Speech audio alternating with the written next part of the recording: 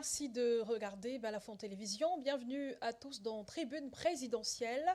Le rendez-vous qui s'installe en lieu et place du Grand Plateau durant toute la période électorale. Au menu, plus que quelques heures avant la clôture du dépôt des dossiers de candidature en vue du scrutin du 12 octobre prochain. Ce soir, Elections Cameroun assure une veille obligatoire pour accueillir les postulants à la magistrature suprême jusqu'à minuit. Selon le dernier décompte, 50 personnalités ont déposé leur dossier depuis le 12 juillet dernier. 50 déclarations de candidature enregistrées émanant de figures connues ou moins familières de la scène politique camerounaise, parmi lesquelles des candidats indépendants et ceux investis par des partis politiques. Conformément à la loi électorale, ces dossiers passeront au filtre du Conseil électoral avant la publication de la liste définitive au plus tard le 11 août prochain. Et si rien n'est encore joué pour les aspirants à la présidence de la République, quel crédit accorder à ces hommes et femmes qui aspirent à diriger le Cameroun? L'analyse de nos invités est à suivre dans la deuxième partie du Grand Plateau, mais avant, comme tous les soirs, place au journal.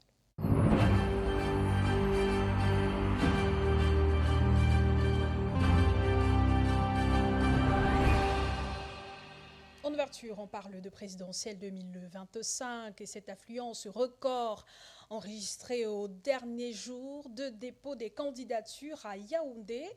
La commission chargée de la réception des dossiers à Elections Cameroun a connu une journée mouvementée ce 21 juillet. Plus d'une dizaine de dossiers de candidature ont été enregistrés à quelques heures seulement de la clôture officielle fixée à minuit.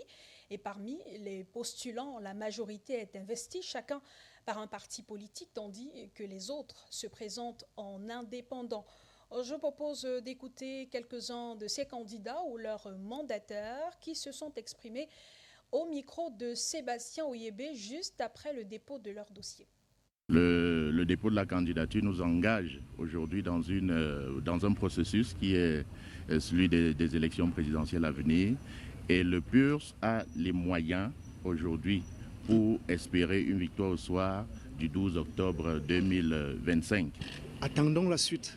Ça, c'était la première étape, déposer le dossier. La deuxième étape, qu'il soit validé. Vous nous rassurez que vous avez rempli toutes les conditions, notamment les 30 millions. On a déposé le dossier. 300 signatures en tant que candidat indépendant. On a déposé le dossier. En tant que démocrate, nous sommes obligés de faire confiance à l'ECAM. Nous savons que chacun, dans son âme et conscience, a au moins un minimum de patriotisme qui permet à l'ECAM d'être intègre. Bon, je voudrais qu'il me reçoive parce qu'en réalité, le peuple camerounais est inquiet. Pourquoi ce ne sont que les mandataires du RDPC qu'on reçoit? Il faut bien recevoir aussi les candidats d'opposition. Je voudrais tout simplement, ce qui me tient à cœur, c'est de remercier toute la grande famille de l'UPC de m'avoir accordé cette très très grande confiance. Et je prie Dieu pour qu'il me donne la force et la sagesse d'être à la hauteur des attentes qui ont été placées en cette candidature. Dernier jour de dépôt des candidatures, des dossiers de candidature assez mouvementés également au bureau d'Elections Cameroun à Douala. Tchakou Ngankam Honoré, candidat indépendant, et Ndassa Mouchili Aruna du Parti national camerounais Étoile ont déposé leur dossier. Le premier se dit prêt à assurer la relève de Paul Biya en cas de vacances, tandis que le second a pour ambition de stimuler l'économie camerounaise grâce au développement agricole. Je vous propose de les écouter dans ce reportage de Jiressa Zangué et Fondre des Marquez.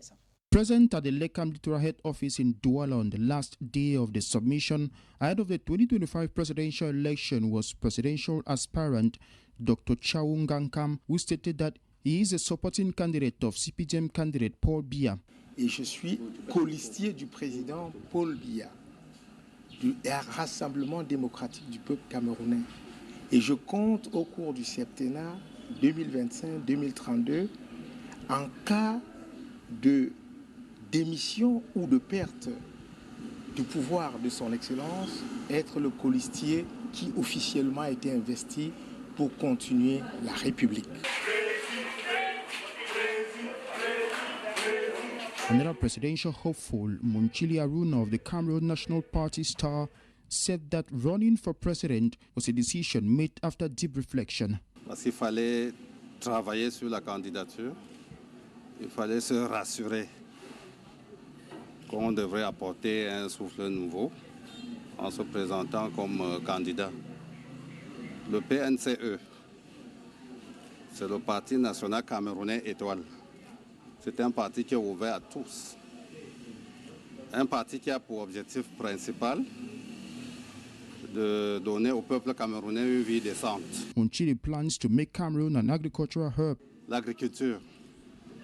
L'agriculture, c'est ce qui se mange partout. Du nord au sud, de l'est à l'ouest. Nous avons pensé que c'est notre motif de développement. Parce que dès qu'on a atteint l'autosuffisance alimentaire, le développement peut suivre. Prior to this, other candidates such as Makossa Icon Papillon had submitted their files at the LECAM office in Bonatone. Deux candidatures également enregistrées ce lundi 21 juillet à Bafoussam dans la région de l'Ouest Cameroun. Au siège régional d'Elections Cameroun, le Rassemblement démocratique du peuple sans frontières autour de 10 heures et un candidat indépendant, celui de l'Union pour le changement générationnel de paradigme du Cameroun. Le mandataire de Dr Demano Dapadoué Antoine du RDPF et le candidat de l'UCGP ont indiqué qu'ils sont ouverts aux idées de coalition pour un changement au sommet de l'État. Franck Duroc-Tassonka à Bafoussam. Deux partis politiques ont déposé leur dossier de candidature à la délégation régionale d'Elections Cameroun à Bafoussam. D'abord en matinée, le Rassemblement démocratique du peuple sans frontières de Demano Dapadoué Antoine, mandaté par Mathias Metampa, porte-parole de cette formation politique. La candidature de ce parti, qui partage, apprend-on, les idéaux de l'Union des populations du Cameroun, est soutenue parce que le mandataire appelle l'idée du changement.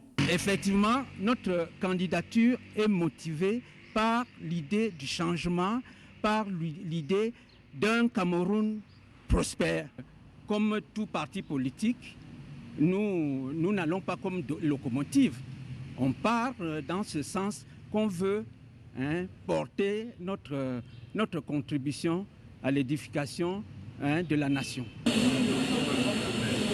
En fin d'après-midi de ce lundi, Magouan Gangue Kamgen, de l'Union pour le changement générationnel de paradigme du Cameroun, s'est prêté à cet exercice en sa qualité de candidat indépendant. Cette deuxième candidature, comme la première, est ouverte à une coalition. D'accord, nous sommes même prêts à fédérer nos forces, nous sommes prêts à une éventuelle coalition même, mais pourvu que ce soit le Cameroun qui soit devant, pourvu que ce soit le Cameroun qui gagne. Car vraiment demain, s'il faut que quelque chose soit fait, s'il faut que quelqu'un soit gagnant, n'est-ce pas, le 12 octobre prochain, il faut que ce soit le Cameroun, pas Magouan Gangue Kamgen. Effectivement, la coalition, pour nous, c'est une bonne chose dans la mesure où une seule force ne peut pas édifier une nation. Les militants de ce parti politique qui ont pris d'assaut la délégation régionale d'Elections Cameroun scandent le nom de leur leader. Et à la suite de Franck Duroc-Tassonka, signalons que Gabriel Moifo, enseignant d'économie qui a récemment déclaré sa candidature au scrutin présidentiel d'octobre, a déposé son dossier au siège d'Elections Cameroun à Bafoussam. Pour le moment, la région de l'Ouest totalise 3 actes de candidature. À Bafoussam, cette fois, à Ngaoundéré, cette fois dans la région de l'Adamawa, Aboubakar Sidiki, président du mouvement patriotique pour le salut du Cameroun, MPSC, dénonce un blocage administratif qui l'empêche de faire acte de candidature à l'élection présidentielle d'octobre prochain. Le candidat affirme avoir été empêché de déposer son dossier du fait de l'absence d'une autorité habilitée à signer sa déclaration de candidature. Selon lui, toutes les portes des services administratifs et de sécurité sont restées closes, malgré ses multiples tentatives. Il y voit une manœuvre délibérée pour l'écarter de la course à la magistrature suprême. Le reportage à Ngaoundéré de notre correspondant Amadou Bello. Voici le document qui pose problème. La déclaration de candidature d'Aboubakar Sidiki, le président national du mouvement patriotique pour le salut camerounais, affirmait avoir passé toute la journée accourir derrière les services administratifs pour obtenir la signature nécessaire. On m'a dit que le préfet, ces deux adjoints ne sont pas là. Je suis allé à la sous-préfecture de Ngaoundéré 1er. Là aussi, le sous-préfet n'est pas là, ses adjoints ne sont pas là. Je suis allé à la sous-préfecture de Ngaoundéré 3e. Pareillement, la sous-préfète du 2e, je suis arrivé, je l'ai eu au téléphone. Elle m'a dit de déposer le dossier et que d'un moment à l'autre, qu'elle sera là. Une heure après, la sous-préfète m'appelle pour me dire que non, il y a eu un imprévu et qu'elle ne sera pas en ville avant la tombée de la nuit. Sur ce document, les cachets du commissariat central de Ngaoundéré sont bel et bien apposés, comme l'atteste la copie, en notre possession. Mais la signature, elle, se fait toujours attendre. Enregistré, au moment de me faire signer dans le cahier, le commissaire sort avec le document pour me dire que non, il ne peut pas, il faut qu'on aille chez son supérieur, c'est-à-dire le régional de la police. Chose de faite, nous sommes allés au bureau du régional qui nous dit que non. Dernier recours pour le candidat, les services du gouverneur de la région, de la Damawa. On dit que le secrétaire général est parti faire sa messe dans les bureaux du gouverneur, sur la table du gouverneur. 2 heures après, le SP du gouverneur m'appelle pour me dire de venir récupérer mon document et aller le faire signer à la police. Malgré les difficultés rencontrées, Aboubakar Siddiqui garde espoir. D'un moment à l'autre, on peut m'appeler pour me remettre mon document pour qu'on aille à la loyale. Dans son programme politique, l'éducation, la santé, l'infrastructure routière et bien d'autres chantiers qu'il entend engager s'il accède à la magistrature suprême. Et pendant que certains cherchent encore des signatures, un candidat déclaré jette l'éponge à la dernière minute. Éric Timi, candidat déclaré depuis plusieurs mois, a annoncé face à la presse qu'il renonce à déposer sa candidature. Dans une déclaration, l'homme politique dénonce la pléthore de candidatures déposées, les tractations en coulisses orchestrées par le pouvoir ainsi que des obstacles liés à la validation des signatures citoyennes, rendant, selon lui, le processus injuste et biaisé. Malgré ce retrait de la course, Éric Timi affirme ne pas baisser les bras. Il entend soutenir un autre candidat qu'il jugera crédible en mettant à disposition les ressources déjà mobilisées pour sa propre campagne. Je vous propose de l'écouter dans cet extrait sélectionné par Sébastien Oyébé. Alors j'ai donc décidé de ne pas déposer ma candidature. Le dossier, il est là. Je suis venu préparer. J'ai négocié il y a eu des négociations avec certains partis. Et hier, j'ai compris donc, en lisant simplement le nombre de personnages de partis politiques qui étaient déjà investis, qu'il n'y en avait plus qu'un seul. Et des négociations ayant été par le passé infructueuses, j'ai donc décidé, malgré plus de 300 signatures recueillies dans diverses régions, de ne pas aller déposer ce dossier-là.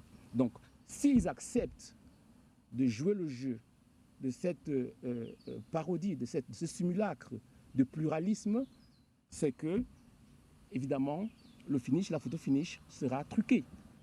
Cet encombrement de la ligne initiale est voulu. La confusion est entretenue par le système. Des vérifications initiales, basiques, auraient été utiles, auraient été nécessaires et pouvaient être faites. À cette heure de la journée, 65 candidats ont déposé leur dossier de candidature en vue de l'élection présidentielle de 2025, selon les données provisoires d'Elections Cameroun. En comparaison avec les chiffres de 2018, cette année bat largement le record des 28 dossiers soumis lors de la dernière élection. Preuve que la course à la présidentielle de 2025 a attiré de nombreux nouveaux visages et partis politiques. Fontenay Marquez fait une comparaison des statistiques des phases préliminaires de l'élection présidentielle de 2018 et celle de 2025. Contrary to the 2018 presidential election, when 28 candidates submitted their files for scrutiny during the preliminary stage, over 50 aspirants have thus far respected this tradition in the lead-up to the October 2025 presidential polls. In 2018, there were a total of 21 political parties and 7 independent candidates during the first phase of file submission, compared to more than 37 political parties and a dozen independent candidates who have submitted their files to the election organizing body ELECAM. In 2018, aside from incumbent Paul Biya of the CPDM, Joshua C. of the SDF, Cabral Libby of the PCRN, Akeremu Nawanda Universe, Boris Kamto representing Manidem, Chule Roger, Beten Kisop, independent candidate Chupo Kamgang, Demanu Antoine de Padoua of the Rassemblement du Peuple Sans Frontières, and Serge Espoir Matomba of the Peace Party. The other candidates who have submitted their files for the 2025 election are newcomers to the presidential race. According to LECAM's candidature update, there is a notable increase in the number of new political parties participating in the presidential race compared to 2018. This year, parties such as Issa Chiroma's FSNC, Bello Buba's UNDP, Celestin Jamin Sapar, and Cabral Libby's PCRN have filed their applications alongside several other new parties that have emerged during the first phase. Comparing the current data to that of 2018, the 2025 election is likely to set a record for the number of candidates who have submitted their files during the preliminary stage of the October poll. Minute présidentielle.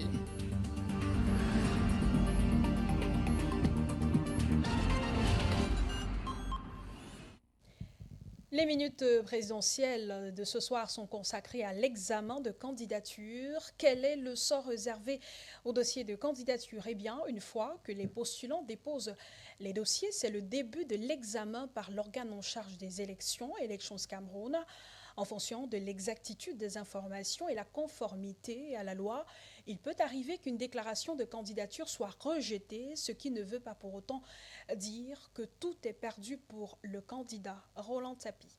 Avant de voir les conditions pour être candidat à l'élection présidentielle au Cameroun, il importe d'évacuer d'abord une confusion qui règne dans l'opinion sur la notion de déclaration de candidature. En fait, il ne faut pas confondre l'annonce de la candidature, ce qui est fait régulièrement dans les médias et sur les réseaux sociaux, et la déclaration de candidature telle que spécifiée dans le code électoral. À ce jour, par exemple, il y a plusieurs candidatures annoncées venant de plusieurs partis politiques. Le RDPC, le MRC-FCC, le PCRN, l'UPC, ou plus exactement les UPC, le PURS, l'Univers, et on oublie beaucoup de partis de la dernière heure. De l'intérieur du pays comme de l'extérieur, on en entend qui disent qu'ils sont candidats à l'élection présidentielle de 2025 et qu'ils sont les messies par lesquels le changement viendra. Il y a même des candidatures indépendantes. Mais on reste là dans des effets d'annonce, un jeu dans lequel tout le monde peut s'hasarder. Parfois pour semer la confusion, brouiller les pistes ou détourner l'attention, tenter de disloquer les voix. Bref, on est en politique où tous les coups sont permis, même les coups en deçà de la ceinture. Mais le code électoral parle de déclaration de candidature. Article 120. Les candidats à l'élection du président de la République sont tenus de faire une déclaration de candidature revêtue de leur signature légalisée. Article 123.1. Les déclarations de candidature doivent être faites en double exemplaire dans les 10 jours suivant la convocation du corps électoral. 2. Les déclarations de candidature sont faites auprès de la Direction générale des élections. Elles peuvent également être faites auprès des démembrements régionaux d'Elections Cameroun qui les transmettent dans un délai de 24 heures à la Direction générale des élections. 3. Copie en est immédiatement tenue au Conseil constitutionnel par le candidat ou son mandataire contre accusé de réception. 4. Les déclarations de candidature peuvent être également faites par lettre recommandée avec accusé de réception adressée à la Direction générale des élections avec copie au Conseil constitutionnel à condition qu'elle y parvienne dans les délais prévus à l'alinéa 1 ci-dessus. 5. Lorsque les déclarations de candidature sont déposées, il en est donné récépissé provisoire. Lorsqu'elles sont adressées par lettre recommandée, l'accusé de réception en tient lieu. Article 124.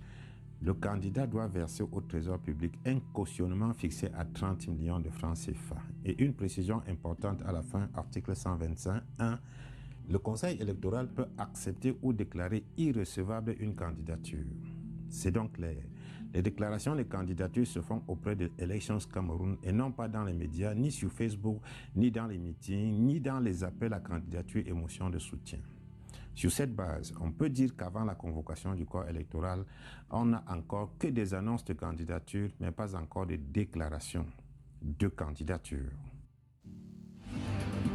Minute présidentielle.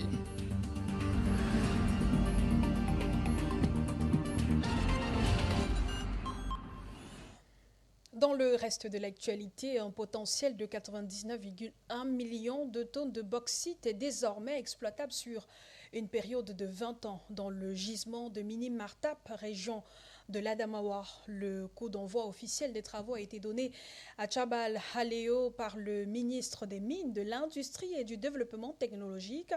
Dans les arrondissements de Martap et Tibati, les attentes des populations sont énormes. Elles espèrent une véritable implication et des retombées concrètes de ce projet minier d'envergure. Reportage Amadou Bello. L'arrondissement de Martap repose sur un immense potentiel minier, encore sous-exploité. Son sous-sol abrite l'une des plus grandes réserves de bauxite au monde. Selon les chiffres du ministère des Mines, de l'Industrie et du Développement technologique, 99,1 millions de tonnes de bauxite, concentrant 51% d'alumine et 2,4% de silice, sont exploitables sur une période de 20 ans. De quoi nourrir les espoirs de la population locale. Booster les revenus économiques de nos populations de façon décisive et per emploi. La création de plusieurs milliers d'offres d'emploi. Au-delà des revenus escomptés, le projet devrait, espèrent les élus locaux, dynamiser l'économie des arrondissements concernés. Martap n'a pas d'autres affaires pour avoir de moyens, mais ce n'est que cette bauxite-là que nous pensons pour développer notre arrondissement. Parmi les ambitions affichées, 3,5 millions de tonnes de bauxite devraient être transformées localement en alumine. Une transformation qui pourrait générer plusieurs milliers d'emplois et hisser le Cameroun parmi les leaders d'Afrique dans l'exploitation de ces minerais stratégiques. Et tout ce qui revient à l'État, c'est 10% direct, c'est-à-dire les premiers jours, la Sonamine va, avec la commune, prélever sur chaque 10 tonnes, une tonne de bauxite revient à l'État. Mais il y a aussi les dividendes, 10%, il y a aussi 33% des impôts à payer, il y a 1,5% pour fonds de développement. Les exportations, elles, se feront par voie ferrée depuis les différents sites jusqu'au port autonome de Douala via la gare de Makor. L'exécution des travaux est confiée à l'entreprise Kamalco. Dans l'actualité sportive, les 19 et 20 juillet 2025, la ville de Douala a vibré au rythme des coups de queue lors de la très disputée Coupe du Cameroun de billard. Cet événement qui a rassemblé les meilleurs joueurs du pays a été marqué par une ambiance festive et des performances exceptionnelles, à l'instar de celles de Abbas Younes et Sonia Sopo, champions chez les messieurs et chez les dames. Julien Atada et Olivier Fotso pour les détails. Abbas Younes, comme en 2022 déjà, a su s'imposer avec brio chez les messieurs. Son jeu précis et sa stratégie bien rodée lui ont permis de surclasser ses adversaires et de décrocher le titre tant convoité. Les spectateurs ont été témoins de matchs palpitants où chaque coup était crucial. Entre le public et les différentes tables, Abbas a su faire preuve de sang-froid et de détermination, des qualités qui l'ont mené à la victoire. C'est la deuxième fois que je joue avec lui. J'ai gagné le championnat 2022. C'était bien, mais ce n'était pas contre lui. Cette fois, je mérite ça. J'ai bien joué. Du côté des dames, Sonia Sopo a également brillé. Sa performance impeccable et son esprit de compétition l'ont propulsée sur le devant de la scène. En remportant le titre pour la deuxième fois d'affilée, elle a non seulement confirmé son talent, mais a également inspiré de nombreuses jeunes joueuses à poursuivre leurs rêves dans ce sport. Je voulais tellement ce trophée pour rentrer avec à la maison parce que je représente le centre. L'an passé, j'ai représenté le centre et j'ai gagné. Je me suis dit, si je porte le même maillot, alors qu'est-ce que je fais? Je dois regagner encore. Dans ma tête, j'ai mis, elle est coréenne, c'est une fille qui marque beaucoup. Du coup, j'ai dit, ok, Sonia, va t'entraîner et augmente un peu plus qu'elle. Fais un petit plus qu'elle. Et je l'ai fait, car quand je regarde la distance de mon score avec elle, c'est ça mon trophée en fait. L'événement a été une véritable célébration du billard au Cameroun. Les organisateurs ont veillé à créer une atmosphère conviviale, propice aux échanges et à la découverte de nouveaux talents. Fierté de voir le niveau du billard du Cameroun monter. Et désormais, je pense que le Cameroun peut valablement représenter, le billard peut représenter le Cameroun désormais au-delà des frontières et faire briller le Cameroun aussi par ce sport, qui est un sport aujourd'hui un peu abandonné par rapport au football, aux autres sports. Et je suis vraiment extrêmement fier des athlètes et de la prestation. La Coupe du Cameroun de billard 2025 a été un franc succès qui a non seulement renforcé la popularité du billard dans le pays, mais a également ouvert la voie à de futures compétitions prometteuses.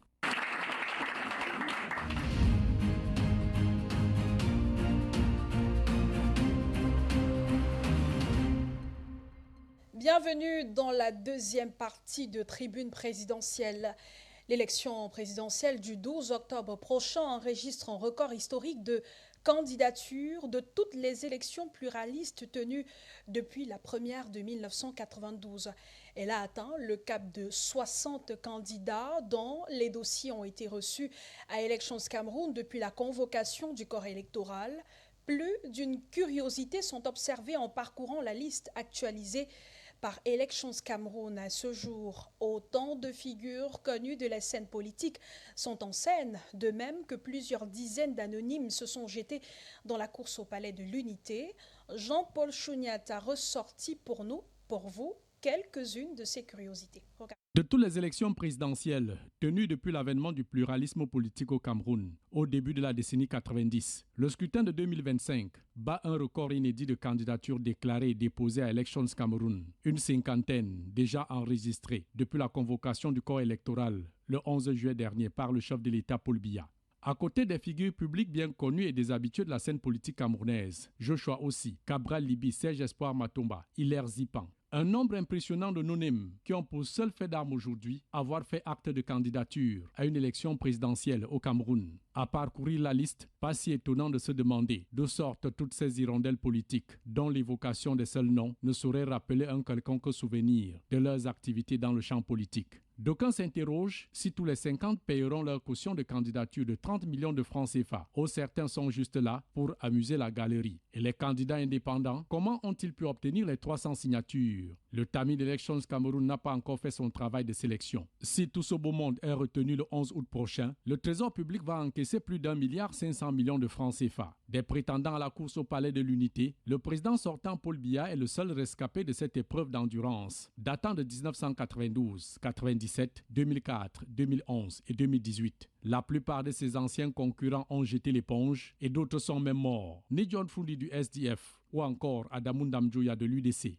De même, la présidentielle de 2025, c'est celle de toutes les curiosités. 2 candidatures pour un parti, et lequel? Le RDPC, avec le jeune Léon Teller Onana, qui a décidé de challenger son président national et candidat naturel du RDPC, Paul Biya, dans un feuilleton de 2 prétendants pour un fauteuil d'investiture dans ce parti. Autre curiosité non des moindres, l'homme à la force de l'expérience quarantenaire aura face à lui 3 anciens ministres de son gouvernement, dont 2 alliés politiques, Issa Chiroma Bakari du FSNC, Bello Bouba Maïgari et Maurice Kamto, qui l'avait challengé en 2018 sous la bannière du MRC et en 2025 sous les couleurs du Manidem. Et que valent les candidatures enregistrées à ce jour au sein d'Elections Cameroun? La question, on tentera de répondre à cette question avec nos invités ce soir. Michel Michaud-Moussala, journaliste, senior journaliste, directeur de publication du journal Aurore Plus. Bonsoir, merci d'être avec nous. Bonsoir Claude, bonsoir, c'est un plaisir, merci pour cette invitation. Bonsoir à mes panélistes et bonsoir à tous vos millions de téléspectateurs qui sont scotchés en train de nous écouter sur un problème contextuel très crucial pour notre nation. David Moukoudi, acteur de la société civile, notamment membre de l'ONG Un Monde à Venir. Bonsoir, merci d'avoir accepté notre invitation. Bonsoir Claude, bonsoir aux co-discutants du jour et bonsoir aux millions de Camerounais qui nous écoutent encore ce soir à travers Balafon TV. Bonsoir Simon-Pierre Mahend, acteur de la société civile, juriste. Merci d'avoir accepté notre invitation. Bonsoir Claude et bonsoir à tous les panélistes qui sont sur ce plateau. Je dirais un bonsoir aussi particulier à tous vos millions de téléspectateurs qui nous suivent à l'instant. Bonsoir Roland Sapi, éditorialiste à Balafon Média. Bonsoir Claude. Je précise que nous sommes en direct sur Balafon Télévision et sur Radio Balafon.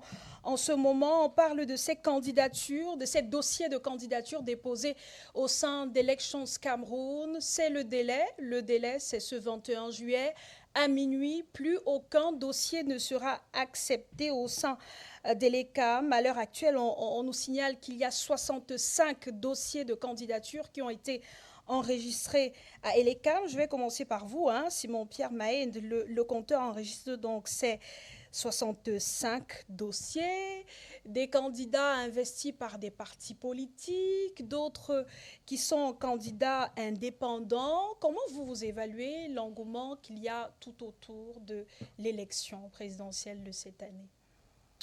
Ça peut peut-être surprendre, ce que je vais dire. Lorsque moi j'ai essayé de voir cette liste, il faut quand même dire que c'est une grande première. Quand on se retrouve, n'est-ce pas, avec une liste assez grande en termes de candidatures. Et dans ces candidatures, il faut le préciser, vous allez vous rendre compte que moi, il y a certains que moi j'ai simplement dénommés comme des amuseurs politiques. Ceux-là qui sont censés être comme des distracteurs. Ils sont là pour distraire même les populations ou encore les citoyens camerounais que nous sommes. Parce qu'honnêtement, lorsqu'on essaie de voir l'engouement avec lequel ces derniers s'évertuent, n'est-ce pas, à aller déposer les candidatures, on se pose bien la question de savoir effectivement où est-ce qu'on va. C'est vrai, il faut le dire, il faut le préciser aussi en même temps, que cela démontre quand même que on voit cet engouement, qu'on assiste à une certaine démocratie, parce que c'est ça aussi la démocratie. Laisser le soin aux autres personnes de s'exprimer et de vouloir aussi briguer, n'est-ce pas, une candidature ou alors un mandat s'il le faut. Mais maintenant, il faut regarder les individus, parce qu'il y a parfois des individus qui sont des personnes non grata, des non-nèmes, comme on a souvent l'habitude de le dire, parce que c'est aujourd'hui que moi j'apprends, il y a des noms même qu'on n'a même jamais vus sur la scène politique, on n'a même jamais entendu parler, et aujourd'hui on se retrouve avec ces personnes. Vous allez vous rendre compte qu'on se pose bien la question de savoir est-ce que ce n'est pas un jeu que certains sont en train de faire. Certains même, il y a même quelqu'un qui a dit que lorsqu'il allait déposer sa candidature, qu'effectivement, il attendrait à ce que, puisqu'il demande l'argent à l'État, que l'État devait, n'est-ce pas, couvrir cette dette-là, et les 30 millions qu'il devait, n'est-ce pas, verser, on va imputer ça sur la dette qu'il demande à l'État. Vous voyez un peu dans quel contexte on assiste avec cette candidature? Non, je pense quand même que le Cameroun a besoin des meilleures personnes. On ne dit pas forcément que ces derniers sont... Politiquement parlant, ils peuvent être médiocres, ça il faut le dire précisément.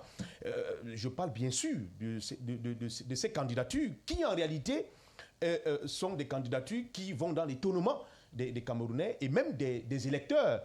Parce que c'est vrai, ce n'est pas acté, parce que le fait d'aller déposer sa candidature, il faut maintenant attendre qu'effectivement Elecam se prononce. Parce que ce n'est pas forcément les 65 candidatures qui... forcément, donc qui seront validés par Elecam. Donc on attend simplement la fin pour voir effectivement si ces amuseurs politiques ou encore ces candidats dont nous sommes en train de voir dont la liste est tellement exorbitante, on se pose bien la question de savoir est-ce que effectivement on assiste là à un jeu démocratique serein. Parce que pour moi, personnellement, en tant qu'acteur de la société civile, je m'attendrais forcément à ce qu'il y ait au préalable que ces candidats essayent de former un bloc. Moi, j'ai toujours martelé ça, que de voir cette pluralité des candidatures se déposer et qu'on se pose bien la question de savoir, mais est-ce qu'il y a une certaine honnêteté même avec ces personnes qui sont en train de faire. Certains même d'entre eux, on se pose bien la question de savoir les 30 millions même de francs même qu'on demande. Comment ils font pour dépenser ces 30 millions de francs? Est-ce qu'ils ne sont pas effectivement, parce que vous savez que ça peut aussi être possible, ils ne sont pas encouragés par certains éléments du régime pour essayer de casser la dynamique qui existe au sein de l'opposition. Encore qu'il faut vérifier s'ils ont effectivement versé les 30 millions de caution. C'est ce qu'on voit, c'est ce qu'on entend, parce que ça fait partie des éléments. Lorsque vous allez déposer votre candidature, vous ne saurez nullement, c'est un élément qui entre dans la configuration de votre dossier. Donc, on suppose simplement qu'effectivement, ils ont fait, mais sauf qu'on s'interroge bien sur la sincérité de ces candidats. Et donc, pour moi, personnellement, je vous assure que je les ai toujours catalogués et je l'ai toujours dit, ce sont des amuseurs politiques. Michel Michaud-Moussala, Simon-Pierre Mahène parle de distraction au vu du nombre de dossiers de candidature reçus à cette heure-ci à Elections Cameroun. Est-ce que c'est ainsi qu'on peut interpréter ce à quoi on assiste depuis la convocation du corps électoral? Quel est le message que ça renvoie déjà aux Camerounais et même à la communauté internationale? Écoutez, Claude, moi je suis analyste politique. Je peux donner un avis qui paraîtrait un peu comme si c'était un peu de l'humour. J'apprécie qu'il y ait plus d'une 60aine de candidatures. Ça démontre à suffisance que les Camerounais sont bien intéressés par la politique. Et pourquoi pas? Nous figurions dans le livre record Guinness pour avoir un président de la République qui a 42 ans au pouvoir et qui s'est représenté. Nous allons encore figurer dans le livre Guinness que nous serions le seul État dans le monde où on trouve 62 candidatures et 65, plus d'une 60aine de candidatures. Qu'est-ce qui générait là-dedans? Chacun va se partager au prorata. Et puis chacun va aller dans son village, il va appeler à ce qu'on en fasse une élection du village. Chacun va prendre une partie du Cameroun selon qu'on vient de quelque part. Moi, je pense que je ne fais pas stigmatiser les candidatures. Mon problème, c'est que ça fait 42 ans que, unanimement, j'ai entendu depuis 5 ans sur les différents plateaux de télévision et radio et dans les médias écrits, des gens se lever pour parler d'une organisation autour d'une candidature unique. Comment comprendre que quand le moment arrive, qu'on en soit à avoir autant de candidats qui se prononcent? Parce que quoi? Parce qu'on n'a pas pu s'organiser et harmoniser les points de vue. Moi, j'ai l'impression que les Camerounais sont vraiment un continent, tel que les gens ont l'habitude de le définir.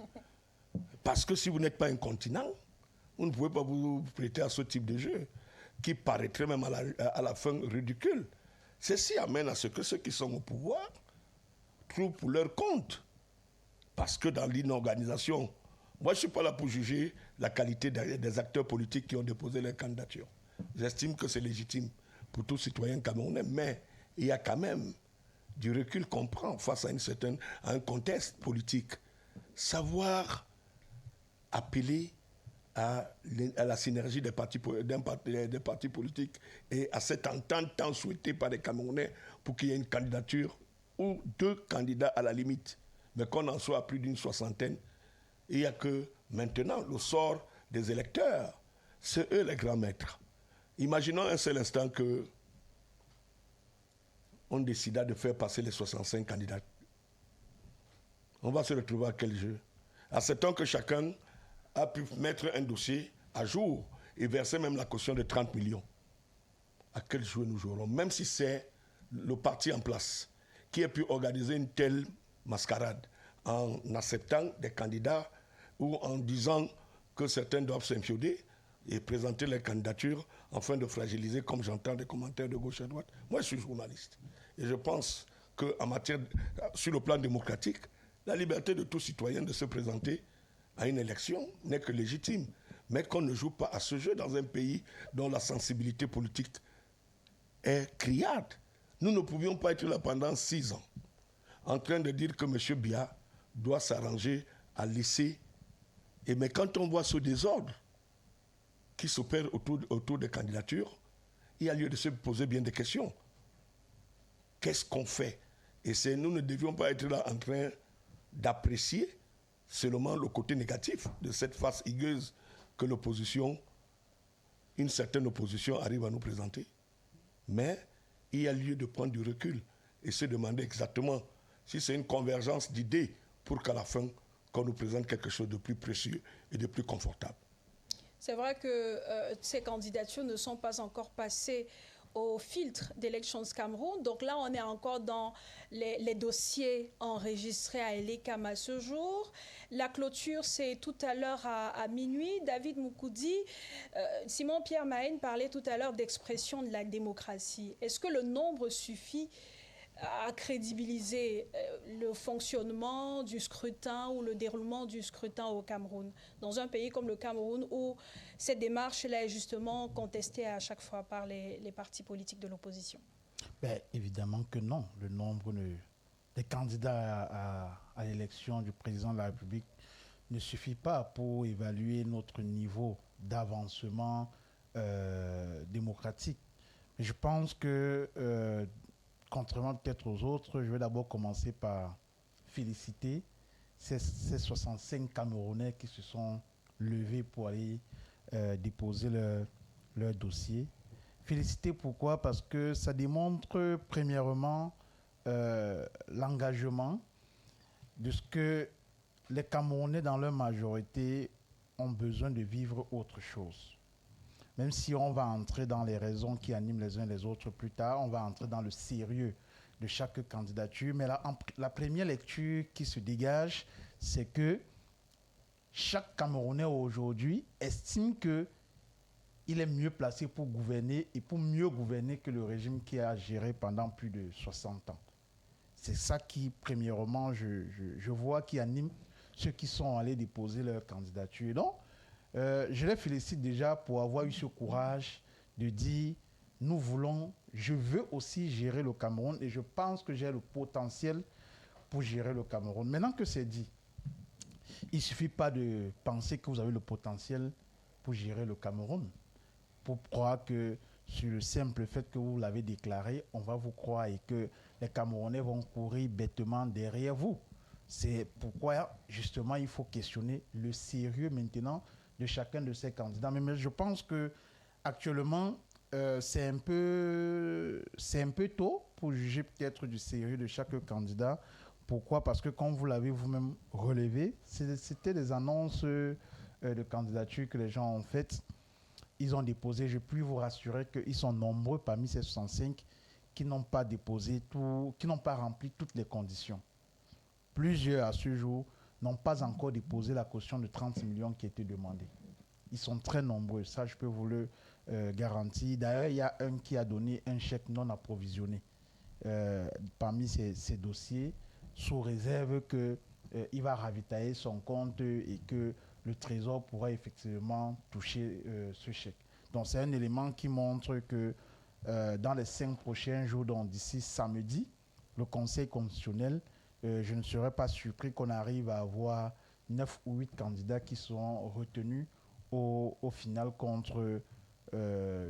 pour concourir et avoir le poste du président de la République à la fin. Donc, à partir de ce moment, à partir de samedi, je pense qu'on pourra entrer dans le débat sur le sérieux des candidats qui sont là. Parce que pour le moment, je crois que, comme Simon Pierre l'a dit, pour le moment, on observe. Moi, je mets ça dans le registre de l'engouement. Je mets ça dans le registre des Camerounais qui estiment qu'ils peuvent aussi. Et donc, ils ont ce droit parce que la Constitution prévoit qu'à partir de 35 ans, tout citoyen qui agit à plus de 35 ans peut évidemment postuler pour le poste du président de la République. Ce n'est interdit à aucun Camerounais. Maintenant, ceux qui ont déposé leur candidature, moi, je vais simplement dire aux citoyens qui nous écoutent, qui sont à la maison et ailleurs, de garder leur calme, de rester tranquille et de voir ça tout simplement comme le début d'un film. Vous savez, ce sont les films d'action. Au début, l'action ne commence pas. C'est encore des petites scènes qu'on vous montre. C'est au fur et à mesure qu'on avance, que les minutes vont, qu'on va tendre vers les vraies scènes d'action et que les vrais acteurs vont entrer en jeu. Des fois, au départ, vous ne savez pas encore qui est le chef bandit de ce film, qui est le vrai acteur. Des fois, même au départ, vous pensez que celui qui est le chef bandit finit par se révéler être l'acteur principal du film. Donc, pour le moment, que les citoyens voient toute cette gymnastique comme le début d'un film d'action et se disent que c'est l'engouement qui anime chaque Camerounais qui pense que le président Paul Biya, qui est là depuis 43 ans, chacun d'eux estime qu'il a fait ce qu'il pouvait faire et qu'il ne peut plus continuer à gérer. Et donc, ils estiment qu'ils peuvent gérer mieux que lui. Dès samedi, quand le Conseil constitutionnel va rendre sa copie, il faut le dire, ils auront 2 jours pour faire introduire leur requête. Lorsque la liste définitive sera rendue, à partir de ce moment-là, le débat sérieux va entrer sur le sérieux des candidats parce que là, il ne sera plus question de traiter X ou Y d'amuseur parce qu'une fois que votre dossier a été validé, vous devenez un concurrent potentiel et intéressant pour chacun des autres candidats. Et là, on pourra décrypter à partir des programmes que chacun va présenter. Oui, et il faut préciser que ces candidats-là viennent de tous les secteurs confondus. Hein. On a des artistes, des journalistes, on a des enseignants, on a des hommes politiques, on a des personnes plus ou moins connu de la scène politique camerounaise. Roland Tapession, on fait un flashback. En 2018, il y avait 28 dossiers de candidature déposés au sein d'Elections Cameroun. Aujourd'hui, on est à 65. C'est vrai que l'engouement est salué, compte tenu de l'enjeu aussi de cette élection. Il y a de quoi justifier ce nombre enregistré à Elecam, mais ces hommes qui aspirent à occuper, et tout dit, le palais de l'unité donnent l'impression qu'il y a un enjeu aussi peut-être stratégique derrière, un positionnement. Est-ce que le fait de mettre dans son CV qu'on a été candidat à l'élection présidentielle nous apporte un plus? Claude, encore faudrait-il être candidat, parce que là on a introduit les dossiers. Oui. On n'est pas encore candidat.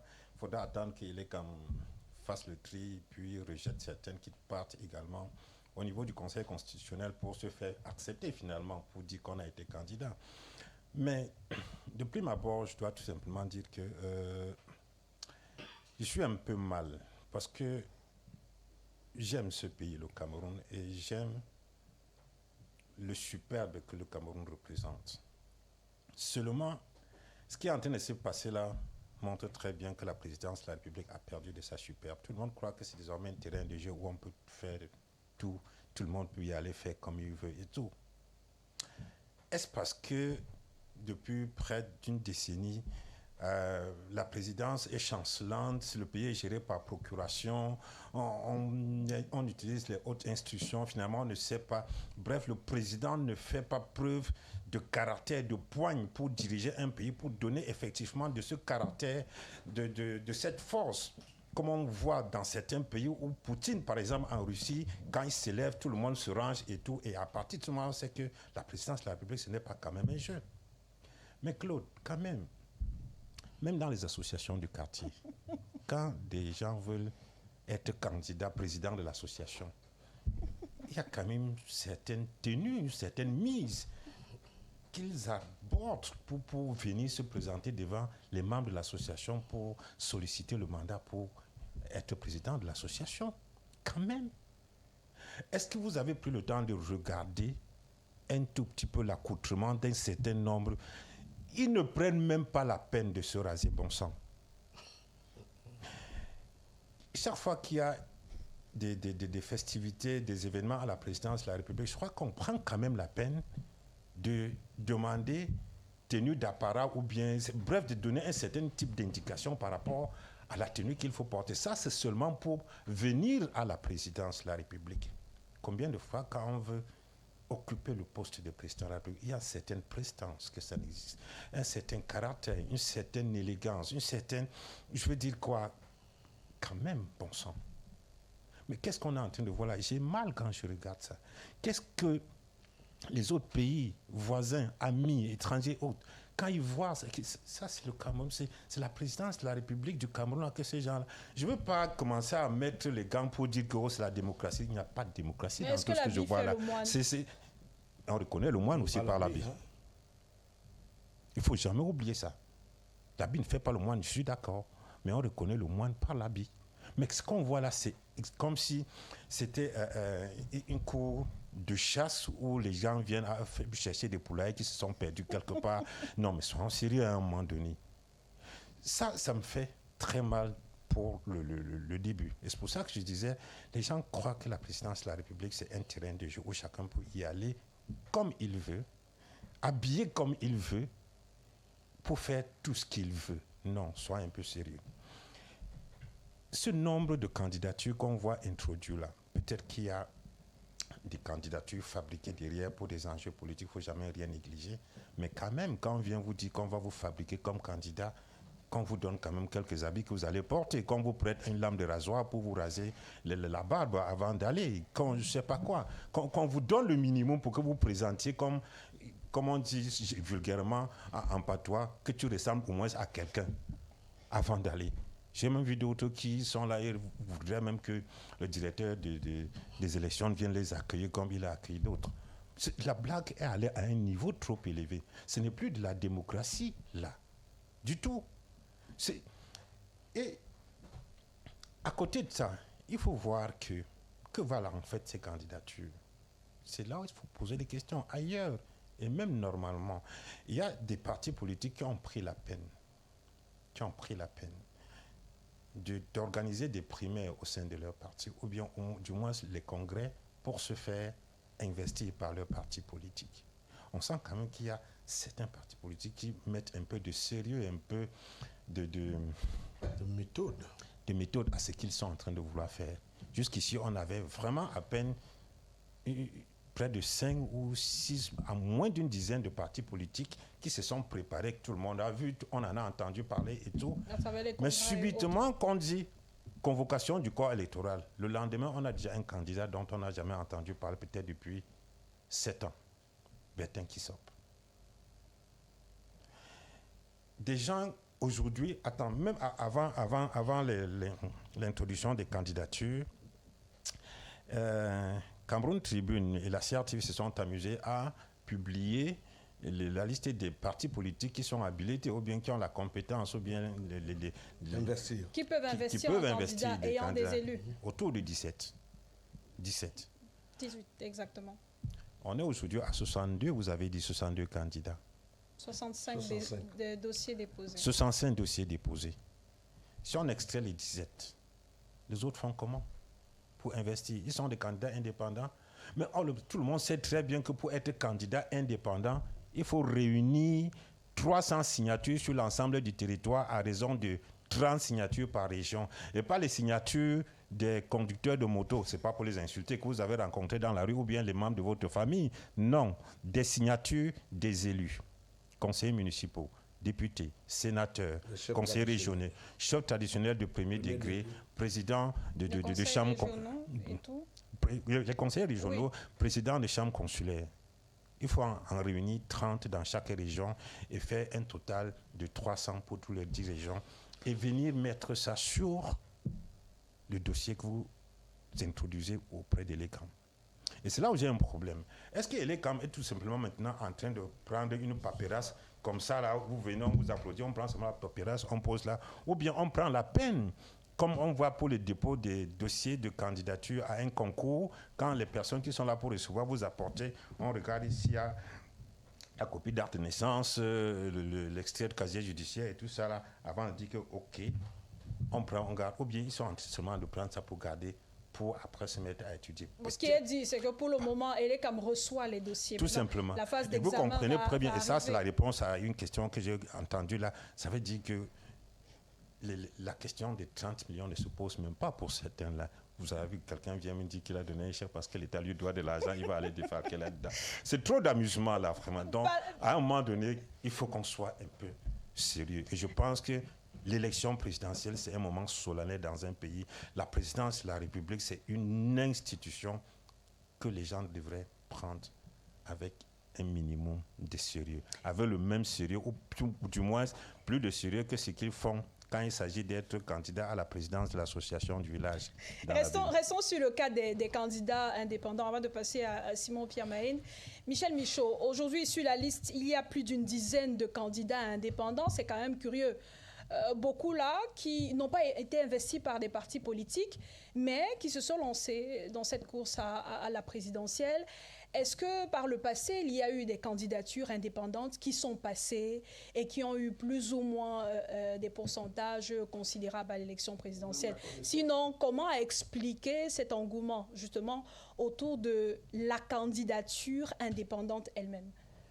Écoute Claude, à ma connaissance, j'ai couvert depuis 92 et avant 92 toutes les élections présidentielles au Cameroun. Il ne me souvient pas un seul instant avoir vu une candidature indépendante réussir. Il avait été posé la toute dernière en 98 et je pense qu'elle avait été rejetée. La dernière candidature indépendante, 2018, je veux dire. Ok, 2018. 2018, excusez-moi. Donc elle avait été rejetée. Je voulais me souvenir de son nom. Ben, je me pose bien la question de savoir... la même qui est revenue, c'est avec Geneviève. Geneviève, exact. Elle est également candidate cette année. Voilà. Donc, je me pose la question de savoir quelle est l'alchimie qui constitue cet engouement. C'est pas quelle est la thèse, que la dizaine de candidatures. Parce que, effectivement, ça me ramène à dire comme Tchapi. que si on avait décrypté les dossiers à l'entame, comme un concours d'entrée à la police ou à la gendarmerie, où on voit que, au moins, avant de regarder la régularité des actes constituant le dossier, se rendre compte que non, vous êtes en possession d'un faux acte de naissance, d'une fausse copie de... Si on avait procédé à ce préalable à Elekam, qu'on n'en serait peut-être pas à cette avancée des chiffres qu'on en fait aujourd'hui. Donc, les candidatures indépendantes, je vous ai dit dès l'entame que je ne m'en fais pas juger, je me refuse de juger les candidatures. Je vois le dynamisme démocratique. Tu as dit qu'il n'est pas pour voir le dynamisme parce qu'il a mal. Moi, j'ironise. Je dis que c'est un dynamisme qui peut m'applaudir. Il faut que chacun sorte pour démontrer à suffisance que dans mon coin, je passerai au moins avec un nom. Vous posiez tout à l'heure la question de savoir que ça peut figurer sur une carte de visite. Pour certains, je vous garantis que ça va figurer candidat à l'élection présidentielle au Cameroun. Et surtout puis, vous savez, il y a un neveu du président qui figure. On a connu ici des fémans dont les premiers ministres sont venus accueillir dans des aéroports et qui disaient pendant les difficultés économiques, qui disaient qu'ils apportaient une substance quelconque au gouvernement pour soutenir les lions indomptables. Donc, ce n'est pas surprenant. Il y a des gens à travers cette élection présidentielle, ils ne viennent pas là, ils ont des objectifs bien précis dont vous ne pouvez pas imaginer. Ce n'est pas la bataille de l'élection présidentielle qui les intéresse. Ils ont d'autres choses, il y a des plans, il y a des agendas cachés de ces individus. C'est la raison pour laquelle je m'évertue à dire que d'une manière ou d'une autre, les Camerounais s'amusent. Nous sommes à un moment crucial où, en réalité, les projets politiques devaient nous être déjà affichés, où je me demande la soixantaine, je ne sais pas comment, et j'ai dit tout à l'heure qu'il peut avoir un glissement, où on décide même de dire que les 65 sont candidats. Ils ont déposé des dossiers, ils ont eu 300 signatures que Tchapi n'imagine pas qu'on puisse les avoir. Mais Tchapi, je peux te dire, c'est un jeu politique. Hein? Nous sommes dans un domaine politique et les atterrissages des jeux politiques, tu ne les ignores pas.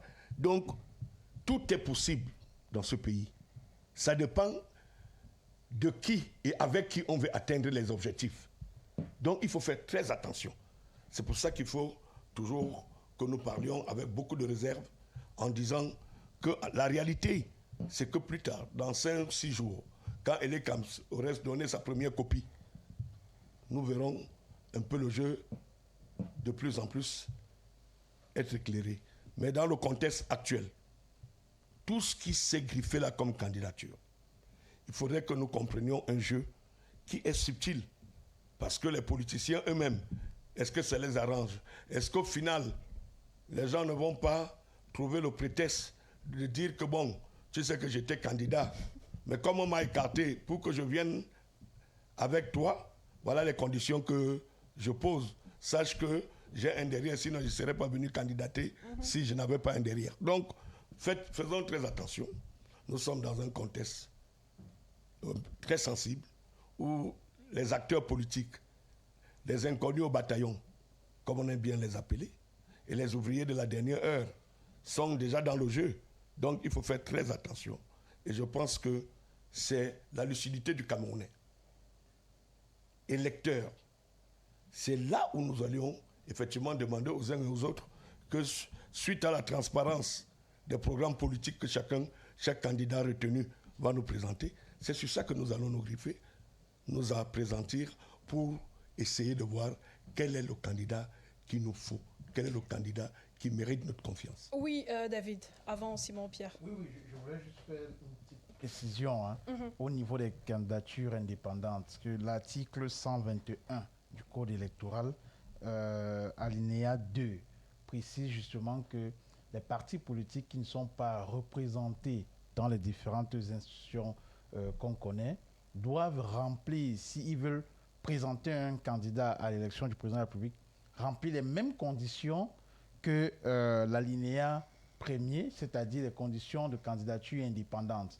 Donc, en dehors de ceux, les candidats dont on a mis candidats indépendants, il y a des partis politiques également qui ont déposé les candidatures en termes de candidats indépendants. Par exemple, le parti politique à part, de M. Célestin Djamen. C'est un parti qui a été créé après 2020.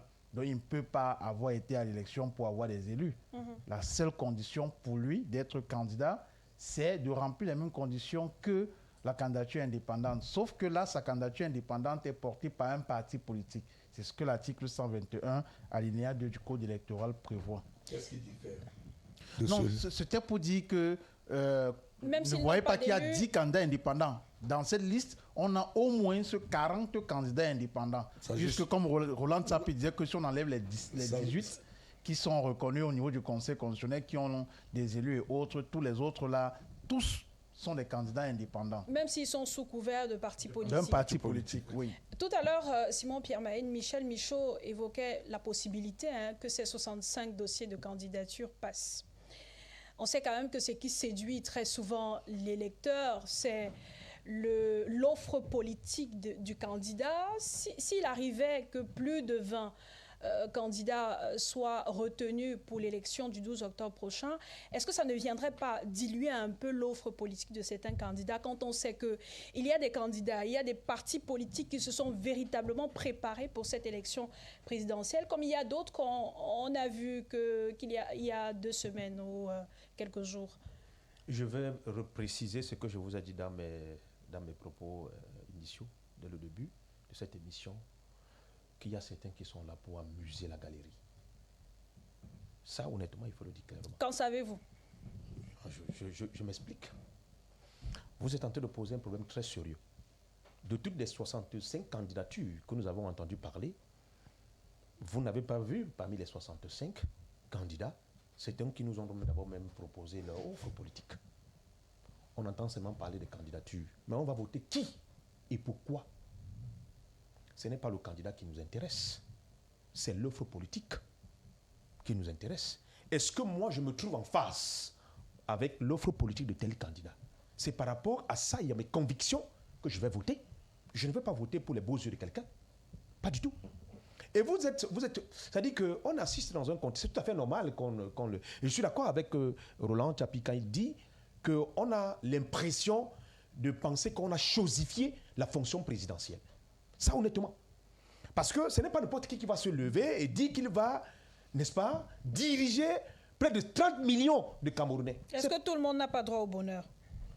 Tout le monde a droit au bonheur. On est d'accord. Mais dans quelles conditions, dans quel contexte? Soyons quand même un peu sérieux. Il s'agit là d'une fonction, une fonction respectée et respectable. Ce n'est pas n'importe qui devrait essayer même ne serait-ce que... Je partage vraiment à 100% son idée quand il dit qu'on a l'impression de penser qu'on se retrouve là dans une association du quartier. C'est même plus qu'une association du quartier, ce que nous sommes en train de voir. Est-ce que vous savez même quand même dans les associations du quartier là, c'est pas n'importe qui se lève pour se poser sa candidature pour être président d'une association. C'est pas n'importe qui. Il y a des conditions d'éligibilité. Et aujourd'hui, on se rend compte que n'importe qui aujourd'hui peut se lever, même un fou peut se lever pour aller déposer sa candidature. Et c'est ce que nous sommes en train de voir là aujourd'hui. Et certains, on a l'impression de penser simplement que quel est son rôle? Parce que normalement même, je ne sais pas si on est en train de vouloir, Elecam est en train de vouloir jouer un jeu, parce qu'il y a même des candidats, il y a même des dépôts, il y a même des dossiers qu'on devait rejeter depuis. Au moment où vous déposez votre dossier, on le rejette systématiquement. Parce que je suis sûr et certain qu'il y a certains qui, effectivement, n'ont pas rempli les conditions requises pour, n'est-ce pas, déposer ces dossiers de candidature. Et on se retrouve aujourd'hui avec 65 dossiers qui ont été déposés à Elecam. Est-ce que c'est pour nous faire croire qu'effectivement, l'élection présidentielle s'annonce très chaude et qu'en même temps, je suis d'accord, quand l'aîné Moucho Moussala dit qu'effectivement, il y a même certains qui sont là pour les pitances, pas pour autre chose. Ils savent qu'en déposant les candidatures, effectivement, il y a beaucoup de choses qui vont se décider derrière. Est-ce que vous savez même qu'il y a même certains, même d'entre eux, qui ont même déjà commencé à prendre de l'argent? Vous voulez qu'on en parle ici? Honnêtement, c'est pas quelque chose d'amusement. C'est aujourd'hui que moi j'entends, et quand je vois ça, que quand on me parlait de la présidence, ou encore de la fonction présidentielle, à l'époque, quand on faisait encore le primaire ou encore le secondaire, que c'était pas n'importe qui quand même. Bon, en même temps, on se dit, l'actuel président, c'est quand même un peu de trop. Bon, admettons aussi ça. Et que c'est ça aussi qui donne cette mouvance et que ce souffle, parce qu'il faut le préciser, Les Camerounais ont besoin d'un changement. Et ça, il faut le dire. Et ça explique même cette mouvance. Et aujourd'hui, quelqu'un a dit qu'on est prêt même à accepter n'importe qui. Parce qu'effectivement, vu les conditions dans lesquelles nous vivons aujourd'hui, on est prêt à accepter n'importe qui. Même si c'est un fou qui vient de poser sa candidature, nous serons prêts à le voter. Parce que nous avons besoin, peut-être que M. Fou-là peut avoir quelque chose de génial qui peut nous proposer. On ne sait-on vraiment jamais. Donc, je crois qu'il faut essayer de penser que dans la logique, nous sommes en train d'assister à une période très délicate. Ce n'est pas un amusement. Et je ne souhaiterais pas que ces candidats, que nous sommes... Certains ont cité même d'autres là. Il y a même d'autres même que même pour prononcer les noms, même ça devient même difficile. Je ne vais même pas me jeter dans cet exercice. Mais je dis, il faut qu'on soit sérieux. Ce n'est pas parce qu'on veut donner l'impression aux uns aux autres qu'effectivement, on a besoin de ce changement, qu'il faut changer les donnes, que ceux qui sont là, qui sont en train de diriger le pays aujourd'hui, ont peut-être, pour certains, ont peut-être mené ce pays à l'abîme, mais ce n'est pas pour ça qu'on va se retrouver avec des candidatures qui ne disent pas le nom. Et moi, j'interpelle la conscience des uns et des autres, qu'on ne va pas voter parce qu'effectivement, on a une complaisance ou encore on est partisan des idéaux, des X ou bien d'Y, ou bien c'est par affinité qu'on le fait. Il s'agit là du devenir des Camerounais. Et ce devenir des Camerounais doit être sérieux. Près de 30 millions d'habitants. J'ai même l'impression de penser qu'il y a même certains même qui ne parviennent même pas, ne serait-ce que même si on leur donne même, ne serait-ce qu'une... Même pour certains, même leur propre famille même dépasse même à gérer. Ce n'est pas le Cameroun qui vont décider de gérer. Soyons sérieux. Si déjà aujourd'hui, on se dit que même celui qui a fait 40 ans, et il y a tellement de choses à redire sur lui, ce n'est pas ceux-là qu'on ne va pas dire. Imaginez-vous un certain temps, quelqu'un qui a passé 40 ans quand même à gérer la gestion publique, à gérer les affaires publiques, à gérer une fonction comme celle-là.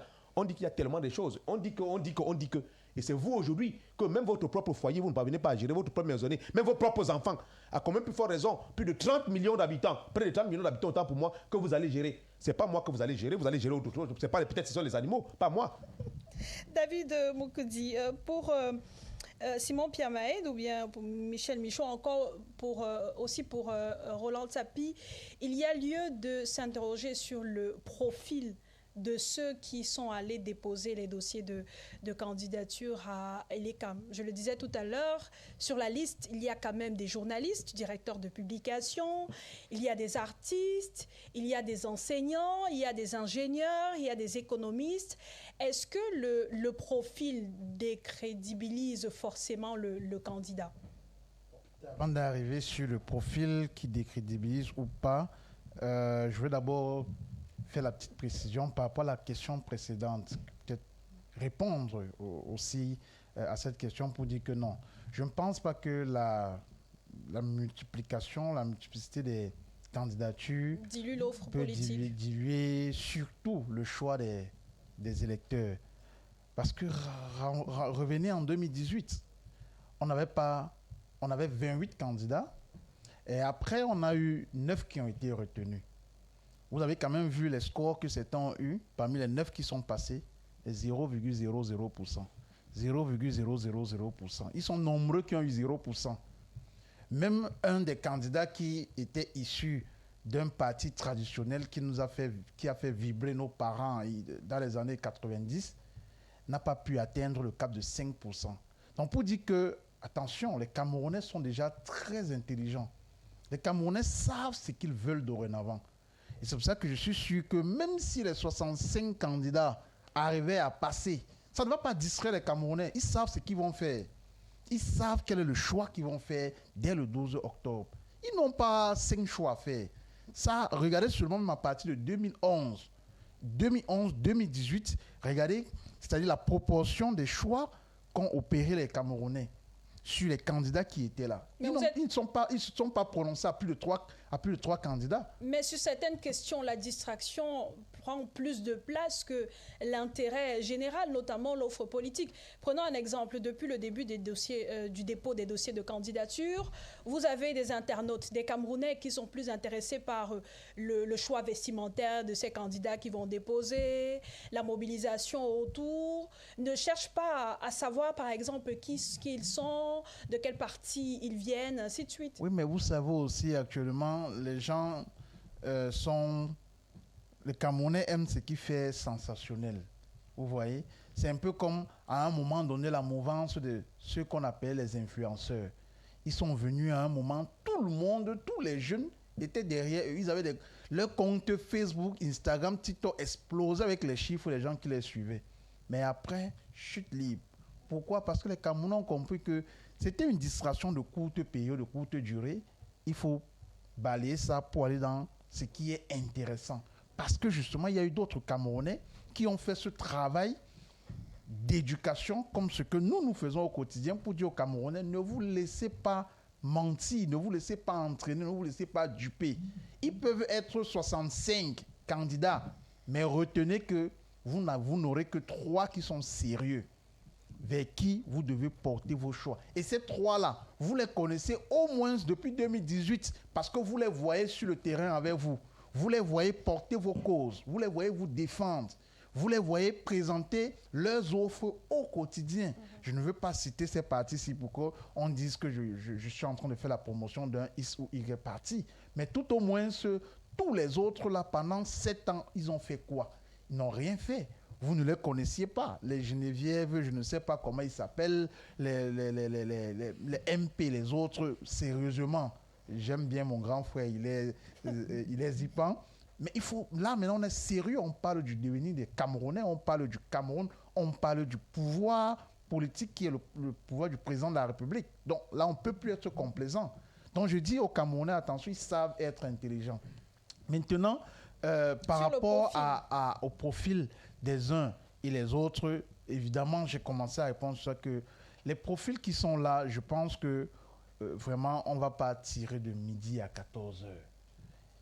Il y en a comme il a commencé. Tout le monde, nous sommes tous d'accord ici qu'il y a des amuseurs parmi eux. Il y a vraiment des gens qui, sincèrement, même à l'élection du président de l'association au quartier, ils ne peuvent pas gagner dans leur propre quartier. Je dis que même président d'un comité de vigilance dans leur quartier, ils ne peuvent pas passer. C'est quand même dur, hein? Mais ce n'est pas dur, c'est une réalité. C'est la vérité. Je n'ai pas besoin de citer certains parmi eux là-bas que je ne peux même pas me comparer à eux. Je suis sûr que moi, je vais les battre à plat de couture. Mais je dis que tout cela, en dehors vraiment des 3 ou des 4 qu'on connaît un peu sérieux depuis 2018, le reste là, ils sont vraiment venus augmenter quelque chose, une ligne de plus dans leur CV. Vraiment, considérons ça comme ça, il n'y a pas plus que ça. Même si ils sont payés par le régime en place ou bien par certains ténors du régime en place pour venir amuser la scène politique, il faut que ces ténors du régime en place comprennent que les Camerounais ne sont plus dupes, qu'ils se rappellent de 2018, qu'ils ont instrumentalisé certains candidats qu'on n'avait jamais vus, qui sont venus nous annoncer qu'ils étaient les candidats de Dieu, qu'ils ont reçu la révélation dans leurs rêves, dans leurs songes, que c'est eux qui vont délivrer le Cameroun, mais ils ont eu 0%. Donc ils sont nombreux comme ça qui vont encore venir et ils vont avoir 0%. Ils ne se feront pas rembourser de leurs 30 millions. Non, je pense qu'on ne va pas arriver à là. Les Camerounais doivent rester lucides. Dès samedi, on saura qui ont été retenus et je suis sûr qu'on n'aura pas plus de 10 candidats qui seront retenus. À partir de là, allez lire leur programme politique, qu'est-ce qu'ils vous proposent pour les 7 prochaines années, afin de voir qui est-ce qui peut faire quoi. Mais en dehors des programmes politiques, puisque nous parlons des profils, il faut aussi regarder chacun de ces candidats-là, scruter même leur propre vie. Oui, parce que la présidence de la République, c'est pas du jeu. On doit jusqu'à aller scruter vos vies. Qu'est-ce que vous avez déjà eu à gérer? Comment vous étiez même à l'école? Ailleurs, c'est comme ça que ça se passe une élection présidentielle, mais on vous sort les CV des gens. On vous dit que non, ce gars, depuis la maternelle, on vous sommes les images, comment c'était un bagarreur à la maternelle, c'était un bagarreur au primaire, au collège, tout le monde le connaissait. Dans sa ville, non, c'était le patron des dealers. Mais ces éléments-là doivent vous aider à trouver, à comprendre même la psychologie de celui qui veut gouverner. Parce que tout ça joue sur le candidat. Ça fait partie du profil des candidats. Ce n'est pas pour rien que vous avez vu Donald Trump lors de son premier mandat, mais il était obligé de mettre sur la table la question de la santé du vis-à-vis qu'il avait devant lui. Joe Biden. Mais parce qu'il sait que c'est les éléments qu'il faut utiliser. Vous n'allez pas prendre quelqu'un qui physiquement est déjà fatigué, psychologiquement et moralement ne peut plus tenir. Mais je suis obligé d'utiliser ça, non pas pour le descendre, mais pour vous faire voir la réalité. Donc il faudrait que les Camerounais aillent jusqu'à scruter dans la vie personnelle des gens pour voir, parce qu'on a parmi eux certains qui n'arrivent pas à payer les loyers chez eux. Oui, il faut le dire, ils sont des locataires, ils n'arrivent pas à payer le loyer, leur bailleur les cherche tout le temps. Ils n'arrivent pas à payer le loyer de leur siège. On n'en connaît que ceux ici à Douala, à Yaoundé, à Bafoussam. Ils n'arrivent pas à payer le loyer de leur siège. On a vu comment les bailleurs sont venus sceller. Ils ont dit que sors, je ne te veux plus. Ce n'est pas celui-là qui peut venir gérer le Cameroun qu'on appelle le continent aujourd'hui. Mais au palais de l'unité, ils ne paieront pas le loyer, en tout cas. Mais après... ils nous demandent qu'ils ne paieront même pas nos salaires.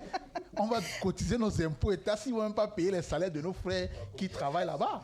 Après le profil des candidats, de ceux qui ont déposé les dossiers de candidature à ELECA, mais intéressons-nous à ces partis politiques présents sur la liste.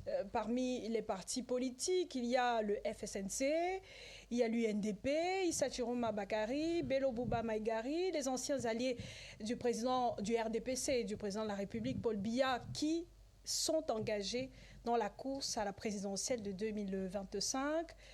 Est-ce que ce sont ceux-là qu'on peut considérer comme la surprise de cette phase?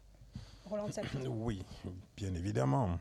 On ne peut pas nier le fait que jusqu'à très récemment, c'est-à-dire que c'est autour du 24 juin que les choses ont commencé à se décanter pour ce qui est des démissions qu'on a connues du ministre Bello Bouba et Issa Chiroma, mais avant cela, on savait très bien que c'était des partis traditionnellement alliés au RDPC qui l'ont toujours soutenu, du moins pour ce qui était des élections présidentielles, parce qu'ils avaient toujours défendu cette thèse selon laquelle ils sont en alliance avec Paul Biya pour qu'il soit président de la République, mais pas avec le RDPC, parce que quand il s'agissait des élections locales, chacun devait se battre pour avoir ses députés, ses maires et autres. C'est ce qui se passait jusqu'ici. Mais pour le moment, ils ont quand même dit que non, nous on ne veut plus être derrière Paul Biya. Et aujourd'hui, qu'on le veuille ou pas, ça fait 2 partis politiques de plus qui se sont dégagés et qui sont aussi en lice, cette fois-ci pour la candidature à l'élection présidentielle. C'est vrai qu'entre-temps, le ministre de l'administration territoriale a réussi l'exploit d'autoriser 2 autres partis, disons, extraits du parti de Issa Chiroma, qui sont aussi en train d'avancer comme des partis qui vont être qui investissent des candidats. Mais il faut dire qu'en dehors de cette surprise, là, on ne peut pas véritablement dire que de 2018 à maintenant, il y a eu quelque chose de vraiment sérieux. C'est vrai qu'à Kerimona, par exemple, qui à l'époque, c'était en 2018, s'était présenté sous le label du mouvement NAO, c'est à coquiner cette fois-ci au parti Univers pour être investi. Et donc, si on regarde en gros les partis politiques qui comptent sur la place, on aurait ceux qui étaient déjà à l'élection présidentielle de 2018, c'est-à-dire le RDPC, le PURS, le MRC. Bon, même si le MRC n'est pas là cette année. Oui, évidemment, même si le MRC n'est pas là, le PURS, le STF, l'UDC était là, je crois aussi. L'UDC, oui. L'UDC. L'ADD aussi. L'ADD, bon, même si l'ADD n'est pas là cette année. Oui, c'est-à-dire qu'il y a à peine une dizaine de partis politiques en réalité qu'on devrait attendre sur le plan de la constitution, de ce qu'on peut appeler le sommier politique pour l'élection présidentielle. Et même s'il fallait parler des alliances, c'est autour de ces partis-là, effectivement, qu'on devrait pouvoir se dire que des alliances effectives peuvent se créer. Mais pour l'instant, effectivement, la surprise, c'est les 2 partis UNDP et FSNC qui s'allient. Mais pour quel résultat? Tout à l'heure, l'aîné Moussala disait qu'il peut avoir des alliances derrière. Et au début, je disais que même si on veut fabriquer des candidats, qu'on leur permette d'avoir une présentation un peu acceptable pour se mettre en public et dire qu'ils sont candidats, et après, il faudrait que cela ait quelque chose à vendre.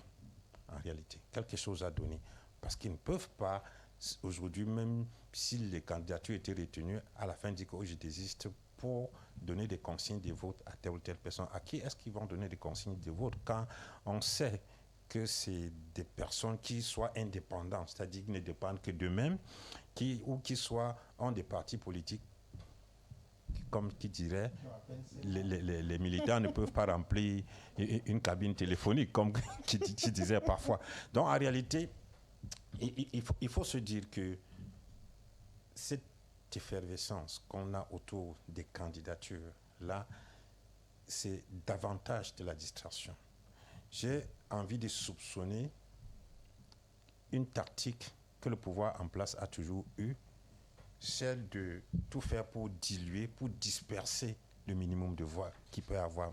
Parce qu'il ne faut pas oublier, avec le départ de l'UNDP et du parti de Issa Chiroma maintenant, ça fait quand même autour de 800 000 voix que le RDPC perd dans la partie septentrionale d'abord et un peu de manière disséminée sur l'ensemble du territoire.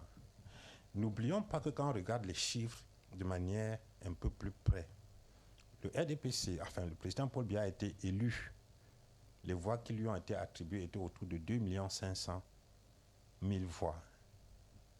Et qu'en même temps, il y avait autour de 3 millions de personnes qui s'étaient abstenues, donc inscrites sur les listes électorales.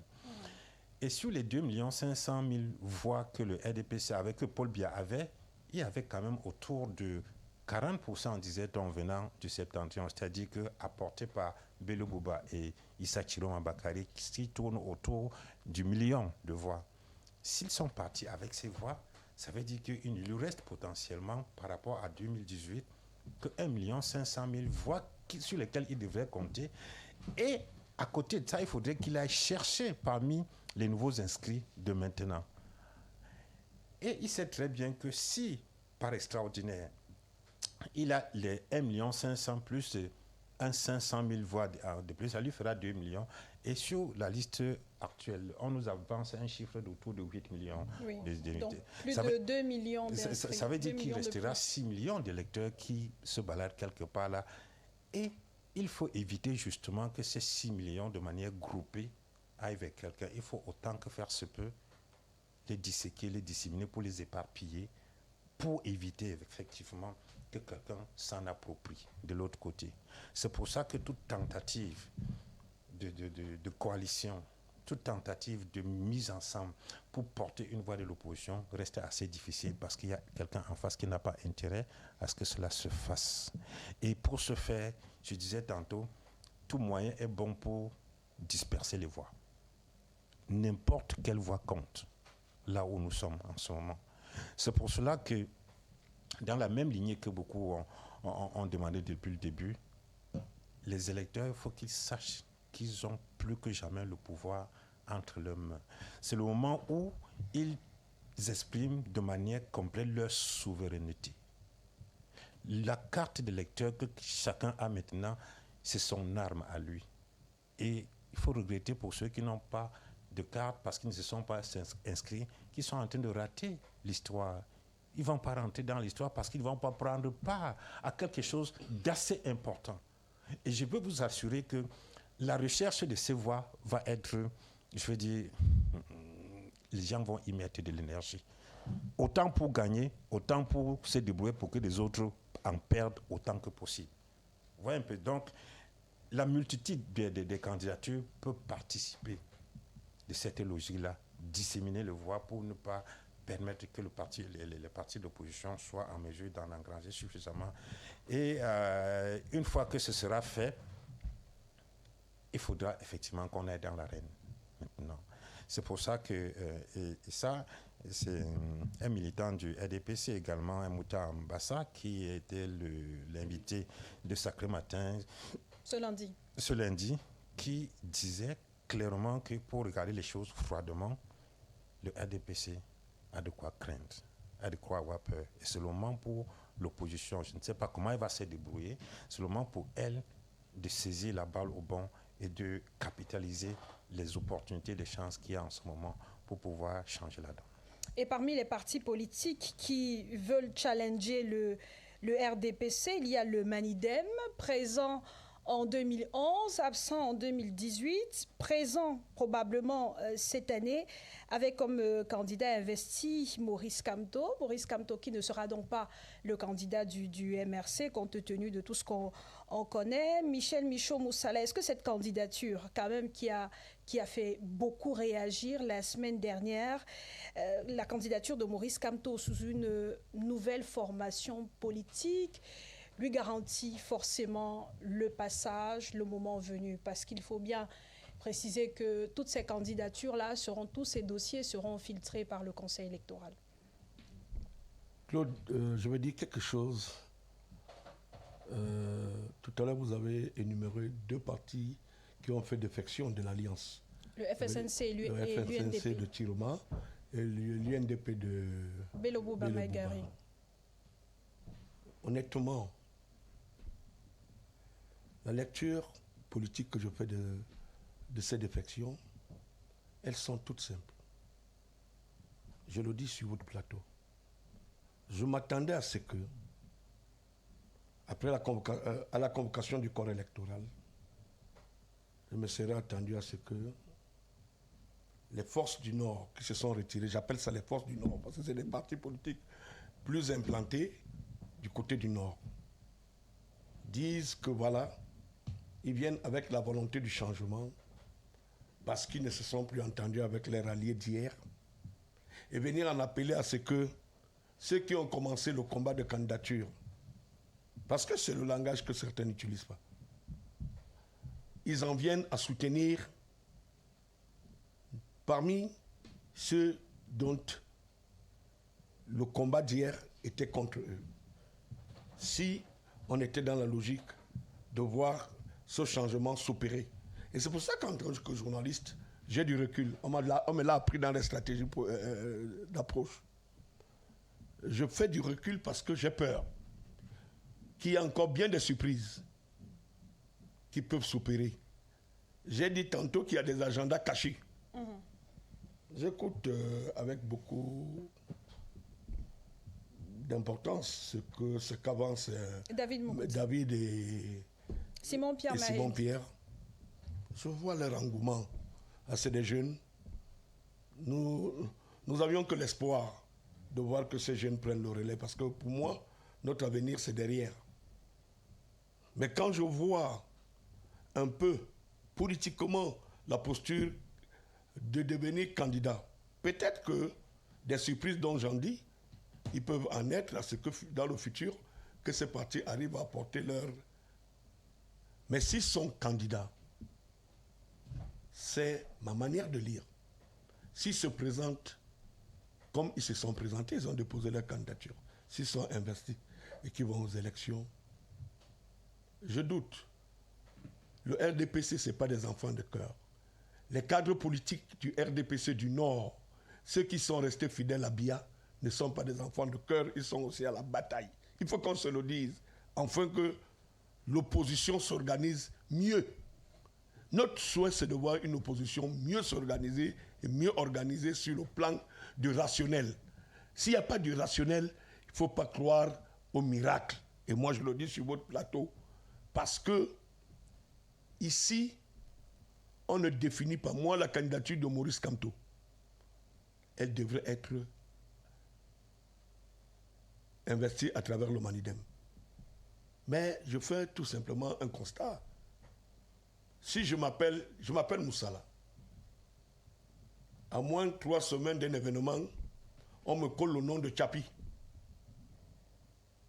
J'avoue que si je me présente aux gens, on dit que c'est Tchapi, les gens vont même fouiller. Pour certains, vont dire que non, je ne reconnais pas, je connais que ce monsieur-là, c'était Moussala.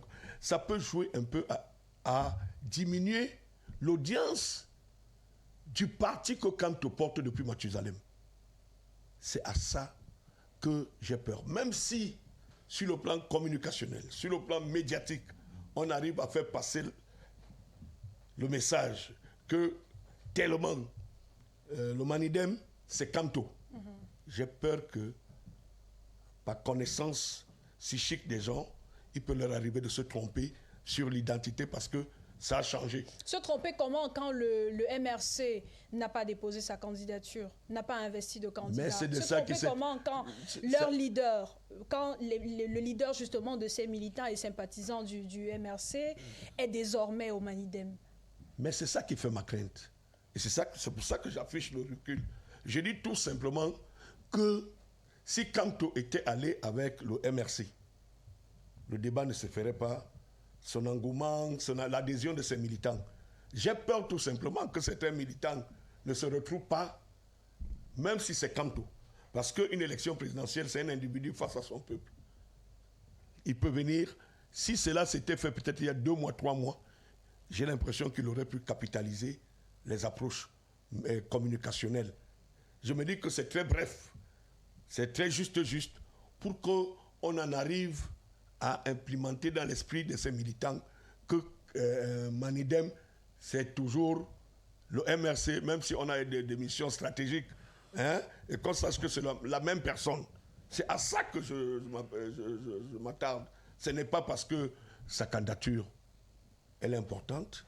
D'ailleurs, pour exprimer l'expression de la démocratie dans ce pays, il est hors de question qu'on mette Kamto de côté et que, d'une manière ou d'une autre, il faut maintenant faire des courses de fond pour essayer de reconquérir l'espace communicationnel pour que les gens...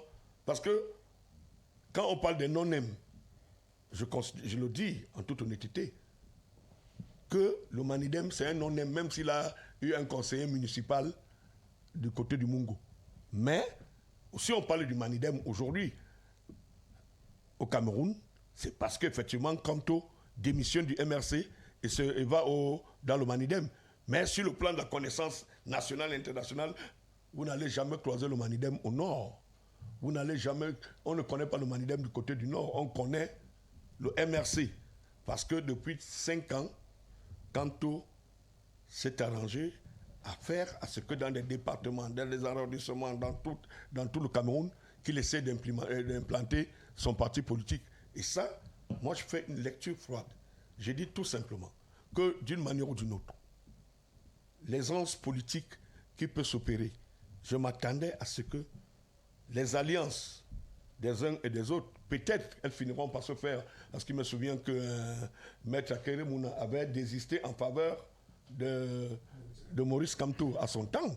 Donc, jusqu'ici, il n'y a pas d'exclusion, mais le RDPC, c'est une machine. Je le dis, que si l'opposition ne s'organise pas, le RDPC, et quand même, il faut reconnaître, ils sont implantés, ils ont 40 ans, plus de 43 ans au pouvoir. Ces alliances pourraient se faire.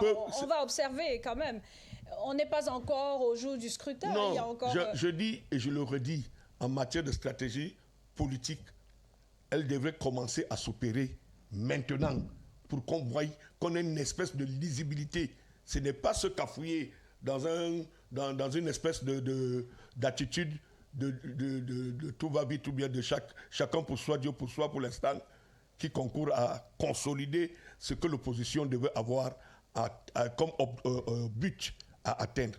Moi, je pense que si les partis d'opposition s'organisent, ceux qui sont même candidats à l'élection présidentielle commencent à dire, bon voilà, ma vision, voilà ce que je fais alliance avec tel, ça devait favoriser plus, l'opposition devait mieux s'accrocher. Précisons que Maurice Kamto n'est plus le président du MRC, c'est désormais Mamadou Mota. Maurice Kamto, qui l'a annoncé samedi lors d'un point de presse. Il a dit lors de ce point de presse qu'il a démissionné le 25 juin. Il a rejoint le Manidem le 27. Tout à fait. Aujourd'hui, il porte les couleurs du Manidem à l'élection présidentielle de 2025, si jamais sa candidature passe. Et concernant justement la candidature de Maurice Kamto, il y a quand même, au moment où la rumeur a circulé avant qu'elle ne soit confirmée, il y avait ces informations qui circulaient ça et là, comme quoi la présidence du Manidem est quand même contestée. Il y a Dieudonné Yebga d'un côté, Anissé Kane de l'autre. Est-ce que ce flou qu'il y a, s'il existe effectivement, ce flou qu'il y a au niveau de la présidence du Manidem peut faire en sorte que la candidature de Maurice Kamto ne passe pas? C'est une question vraiment très importante et je m'attendais normalement à cette question. Justement, parce que vous êtes juriste. Je vais vous répondre pourquoi. Parce que, en fait, quand vous essayez de regarder le fonctionnement, que ce soit de l'administration avec les partis politiques, vous allez vous rendre compte que dans cette échéance électorale, tout a été mis en œuvre. Si ce n'est pas pour nuire certains partis politiques, c'est pour les écarter de la course présidentielle. Tout à l'heure, vous avez parlé bien évidemment de ce conflit, semble-t-il, qui semble exister entre le Manidem, entre le parti politique, le Manidem. Et c'est tout à l'heure que je viens d'apprendre qu'effectivement, Dieudonné Yebga a déposé aussi sa candidature. Pour le même parti politique. Quel est l'intérêt? Un parti de candidats. Un parti de candidats. Quel est l'intérêt? Quand vous voyez, vous essayez d'imaginer, l'intérêt c'est quoi? C'est pour trouver des failles, pour exclure Maurice Kamto de la course présidentielle. Et je vous assure que tout est acté. Honnêtement, tout est acté. Vous parlez simplement du MSC. Il en est de même aussi par rapport au PCN. On va laisser simplement ces non-nèmes-là que vous êtes en train de... Vous avez cités. Parce qu'on sait qu'ils n'ont pas le poids politique qu'il faut pour, n'est-ce pas, battre le RDPC. Ou encore pour challenger avec le RDPC. On va annuler, on va chercher à nuire, écarter les véritables leaders politiques qui sont capables de mettre à mal le RDPC. Et ça, c'est ce qui est prévu. Nous allons revenir ici sur ce même plateau et vous allez me donner raison. Quand je le dis, ce n'est pas pour nous amuser. Nous sommes quand même dans un État démocratique, si on le dit clairement. Alors, ce qui veut dire que si effectivement nous pensons que nous aspirons même à cette démocratie, il est évident qu'on puisse ouvrir le jeu démocratique. Ce n'est pas en étiquetant les partis politiques, en cherchant des personnes pour nuire à certains partis politiques. C'est-à-dire que l'administration s'introduit dans les partis politiques à leur fin pour nuire à certains challengers. Honnêtement, ce n'est pas ce à quoi on s'entend aujourd'hui. On va voir ce jeu démocratique s'épanouir, s'il faut le dire comme ça. Mais ce n'est pas dans le sens de pouvoir trouver... Vous voyez, ça vous le dites. Regardez simplement dans les réseaux sociaux. Comment les gens se battent pour clairement dire telle personne ne sera pas candidat. Et quelqu'un le dit avec une certaine assurance. C'est comme si on a négligé les institutions. Auquel cas, on est devenu maintenant en même temps juge. On est capable de vous dire que Madame Mayo, vous serez président de la République, vous serez candidat, l'autre ne sera pas candidat. Tout est déjà fait de cette façon et c'est comme ça qu'on fonctionne aujourd'hui. Et aujourd'hui, avec le Manidem, c'est la même chose. Quel est l'intérêt? Parce que Maurice Kamto, n'est-ce pas, a décidé de trouver un jeu. On s'attendait forcément à ce que, effectivement, qu'il se prononce sur sa candidature avec le MSC. Mais quelqu'un vous dit qu'il a trouvé cette stratégie depuis. Et puisqu'on l'attendait là, je suis sûr qu'il a tiré un penalty, il a marqué le penalty, il a pris un autre parti. Et beaucoup ne s'attendaient pas parce que forcément, il devait se représenter par un autre parti politique. Et donc, c'est ce jeu-là qui se passe aujourd'hui. Et maintenant, qu'est-ce qui se fait? Ce qui se fait aujourd'hui, c'est que comme il a déjà choisi un autre parti politique, qui remplit les conditions pour l'investir comme candidat, il faut maintenant chercher un autre maillon. Soulever maintenant un autre élément du même parti politique, Dieudonné Yebga, qui va aller décider maintenant de déposer sa candidature pour nuire, pour entraver la candidature de Maurice Kamto. Honnêtement, si on est dans un état sérieux, il faudrait qu'on fasse les choses de manière sérieuse. Et quand je le dis, je me souviens quand même qu'il y a une note du ministre de l'administration territoriale qui avait quand même reconnu que le président du Manidem, Anissé Ekane, était le seul habilité à répondre au nom du parti. Oui, la note date de 2018. Effectivement, il n'y a pas eu une note contradictoire. Sinon, on devait nous l'approuver. Donc, la note là reste d'actualité. Donc, on ne peut pas la contester. Donc, si aujourd'hui, on nous fait comprendre qu'il y a quelqu'un d'autre qui s'est levé, parler au nom du parti, qui l'a investi. Je me pose bien la question. Qui l'a investi? Avec quel élément il s'est accroché pour dire qu'il va déposer sa candidature? Et vous savez aussi très bien, moi je vais attirer l'attention des uns et des autres en précisant que la loi reste la loi. Elle est là pour tout le monde.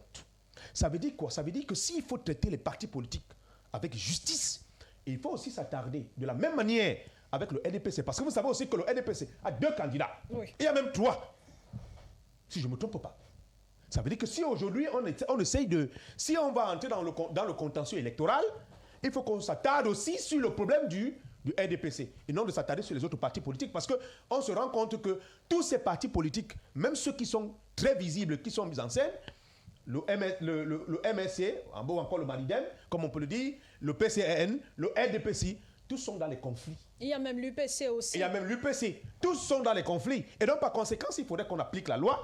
La loi devrait s'appliquer à tous les autres, à tous ces partis politiques, avec justice. Ce n'est pas une loi, même s'il est vrai qu'aujourd'hui, on piétine même la loi. Hein, parce qu'il y a même des décisions aujourd'hui que quelqu'un vous dit carrément qu'il ne piétine pas. Mais quand on regarde là la façon de fonctionner, il piétine la loi. Donc, je vous dis, le Manidem va nous apporter des surprises. Et c'est pas pour top, ça ne sera pas pour longtemps. Suivez mon regard simplement. Merci Simon-Pierre Maïn. David Moukoudi, Simon-Pierre l'a évoqué tout à l'heure. Autre exemple de parti qui a deux candidats, un seul parti de candidats, le RDPC, le président de la République Paul Biya qui a déposé sa candidature, qui a fait déposer sa candidature, et puis Léon Télé-Onana qui également a fait déposer sa candidature, un parti de candidats. On sait que l'un est le président sortant, l'autre est un militant du parti. En de pareilles circonstances, qu'est-ce qui est prévu? C'est vrai qu'il est dit par la loi qu'un parti ne peut investir deux candidats, mais là, il s'agit du parti du président de la République. Et lorsque ça se produit, les deux dossiers de candidature sont systématiquement rejetés. Est-ce qu'il est possible que ces scénarios se produisent dans les prochains jours, David? D'abord, par rapport à Dieudonné Yebga, je ne sais pas si c'est confirmé qu'il a déposé sa candidature. Justement, parce que j'ai parcouru le document d'Elections Cameroun, je ne l'ai pas vu. Il n'y est pas encore. Donc, pour le moment, il n'a pas été enregistré sur la liste des dossiers de candidature enregistrés à Eleka. Voilà. Bon, la dernière liste. Même s'il arrivait à déposer son dossier aussi, je me souviens que en journée, je l'ai lu quelque part d'ailleurs, les militants du Manidem qui faisaient une sortie disant que les gens aillent chercher autre chose. Parce qu'il y a longtemps, M. Dieudonné Yebga n'était plus membre militant du Manidem. Depuis qu'il y a eu ce problème et que le MINAT a reconnu Anissé Ekane comme le président du parti, il avait été exclu. Et il y a une décision là qu'il avait été exclu et le MINAT avait pris acte de son exclusion du parti. Donc maintenant, il va faire aussi un peu comme ce que nous sommes en train de voir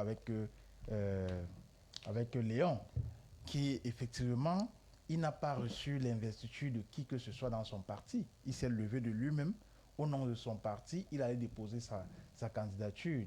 Donc, tous les autres qui ont déposé leur candidature dans leur parti politique, un autre aussi peut se lever comme ça et il dépose. Ce n'est pas forcément que c'est le Congrès qui l'a, parce qu'ils sont très peu là-bas qui ont été investis par le Congrès. Maintenant, ou encore leur convention, ou bien je ne sais pas quoi. Donc maintenant, par rapport au RDPC, est-ce que prévoit la loi? Non, il faut dire simplement que le rejet des dossiers d'un parti qui présente deux candidats, cette disposition est faite pour les élections locales. Vous voyez bien, on parle bien de liste de candidats. Lorsque un parti a deux listes qui sont en liste, les deux sont automatiquement rejetés. Ce qui n'est pas le cas avec l'élection du président de la République. Donc il est possible que les deux candidatures passent? Non, il n'est pas possible que les deux candidatures passent. Pourquoi? Parce que même s'il arrive qu'on rejette les deux, parce qu'on a un parti qui a déposé deux candidats, encore que, pour que cela arrive, ça suppose que le RDPC, ceux qui ont qualité à investir dans le RDPC, ont donné la lettre d'investiture aux deux. Vous voyez ça arriver, que dans le RDPC, le bureau politique ait donné l'investiture à Léon et donné l'investiture à M. Paul Biya. Je ne vois pas. C'est pour ça que je dis qu'en ce qui concerne le RDPC, je ne pense pas qu'on va arriver jusque-là. On va simplement constater dans les dossiers de candidature de M. Léon que vous n'avez pas la lettre signée par l'autorité compétente de votre parti qui vous mandate ou qui vous cautionne. À partir de ce document, vous serez éliminé, puisque en face, on a le candidat Paul Biya qui, lui, a une lettre qui est signée par les personnes, l'Institut ou l'institution habilitée à investir dans leur parti. C'est pareil que pour le Malidem. Même si Yebga va déposer son dossier, ben, il faudrait qu'il prouve que c'est lui le président du parti et donc a donné l'investiture à son dossier. Or, actuellement, le parti a son président reconnu par tous les membres et c'est ce président-là qui a signé la lettre d'investiture telle que c'est prévu à l'article 122 du Code électoral alinéa 2-3. Donc ici, à ce niveau-là, il ne pourrait pas avoir de problème, à mon sens, si on reste strictement sur ce que la loi a prévu. Et même la candidature du professeur Maurice Kamto, vraiment, je pense qu'une fois de plus encore, on veut distraire les Camerounais. Il y a vraiment, vous savez, les officines de la malinformation sont en place. C'est pour ça que nous, à Un Monde à Venir, nous avons formé les jeunes pour faire, et les journalistes. Merci parce que le grand frère Roland Tsapi est parmi ceux qui encadrent ces équipes-là au quotidien pour faire le tracking des réseaux sociaux et des plateaux de télévision et de radio pour capter justement les messages de ceux qui veulent faire dans la mésinformation et la désinformation. Et ils seront exposés.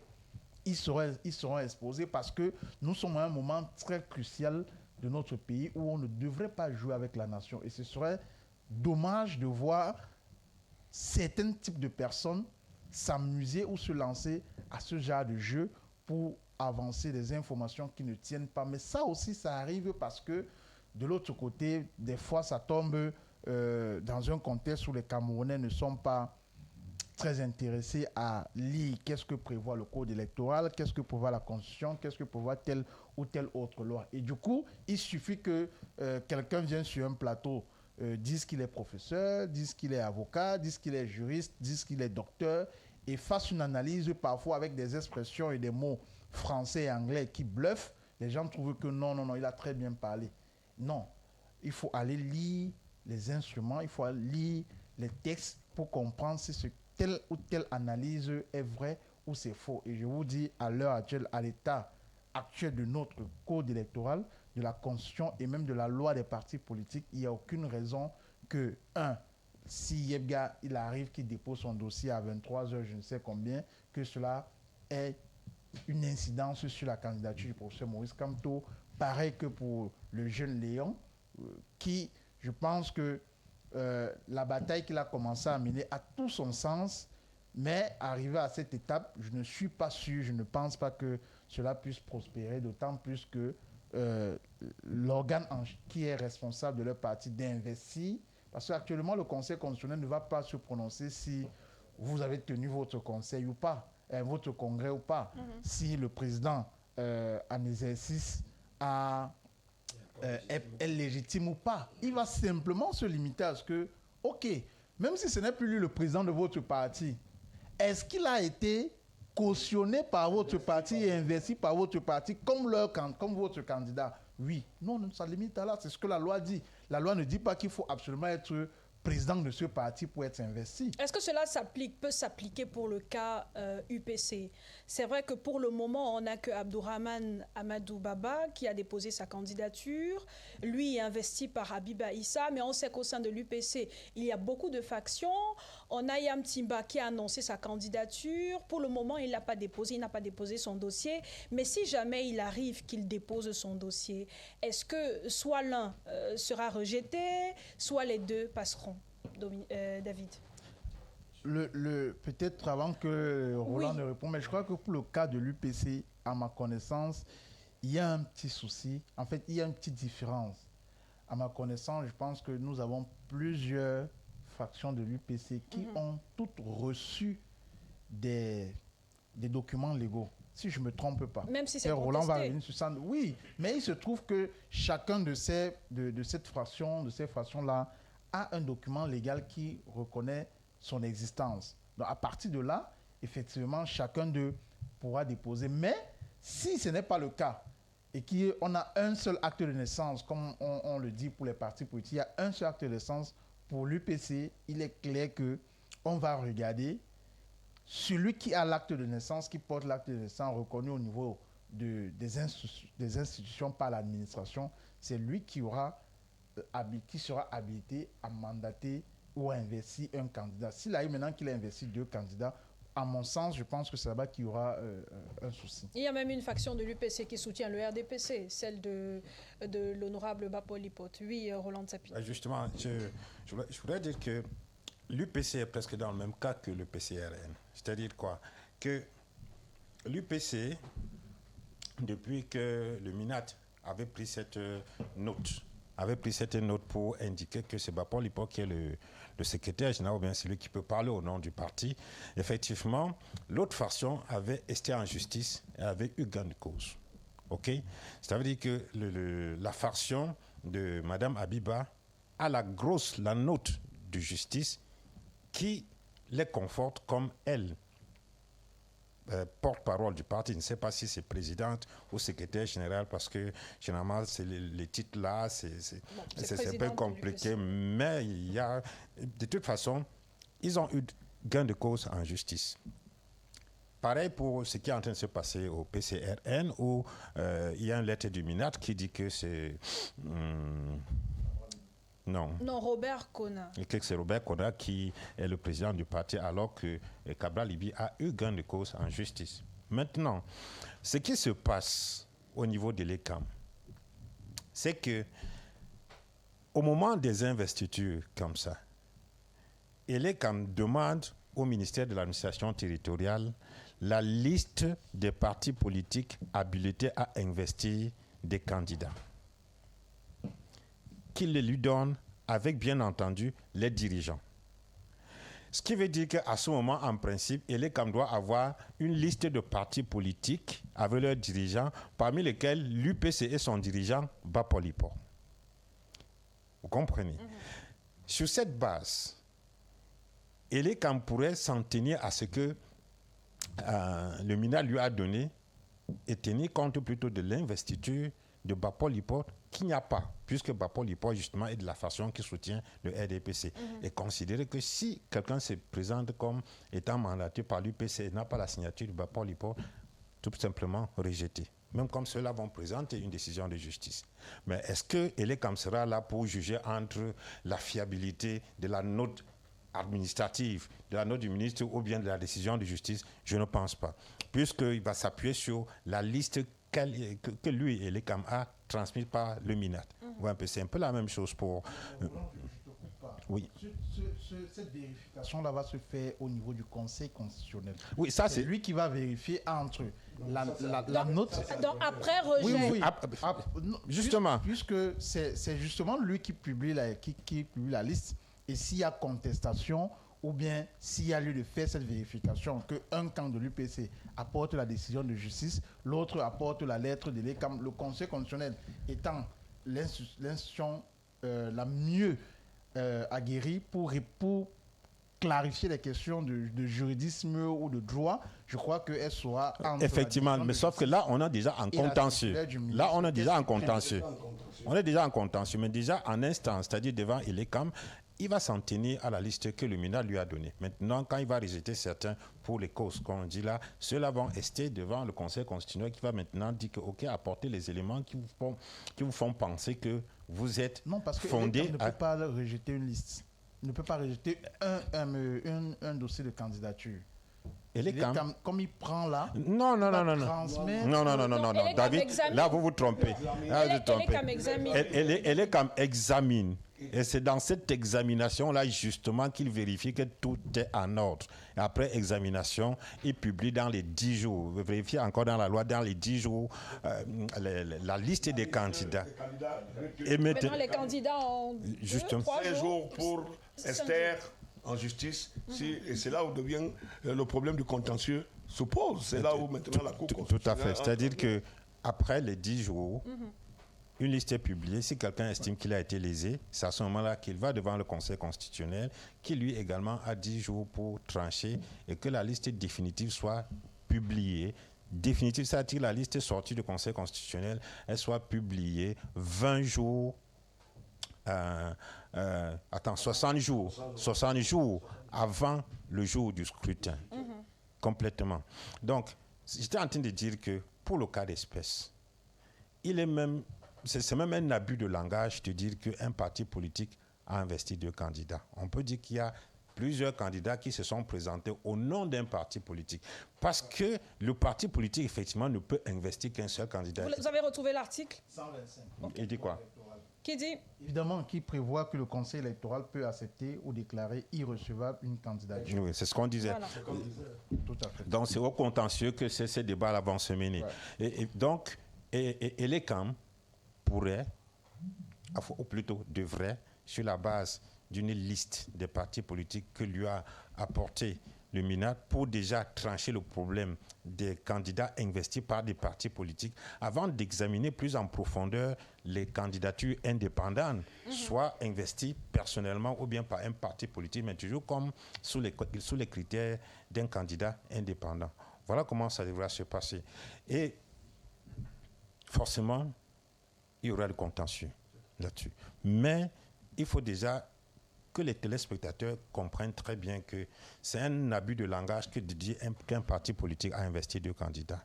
Plusieurs candidats peuvent venir au nom d'un parti, mais en regardant très bien les dossiers, on verra, comme David l'a dit, qu'il y a un seul dossier signé par l'ayant droit du parti politique en question. Évidemment, les autres qui estiment qu'ils sont dans leur droit vont devant le Conseil constitutionnel qui tranche en dernier ressort. Et évidemment, on en saura un peu plus d'ici le 11 août prochain, puisque ELECAM, c'est le délai de publication de la liste des candidats par Elections Cameroun. On va sortir de l'émission. Merci, messieurs, d'avoir été avec nous ce soir. Merci Simon-Pierre, merci David Bokoudi, merci Michel Michaud-Moussala, merci Roland Tapi. Merci à vous, chers auditeurs, téléspectateurs, de nous avoir suivis. On imagine que d'ici demain ou après-demain, on aura la liste définitive du nombre de dossiers déposés au sein d'Elections Cameroun. D'ici demain déjà, puisque voilà, le délai c'est minuit. Le délai c'est minuit. Donc on aura l'occasion d'en reparler. Il y a des belliqueux qui attendent 23h30 pour nuire à ELECAM. Vous allez travailler. Il y a ceux qui préfèrent aller le premier jour, mais il y a un belliqueux qui va attendre 23h45. Pour aller déposer. Ça. Il y en a, ils vont le faire. Merci à vous, chers téléspectateurs et chers auditeurs de Balafon. À demain, 19h30 sur Balafon Télévision et 20h sur Radio Balafon. Bonsoir.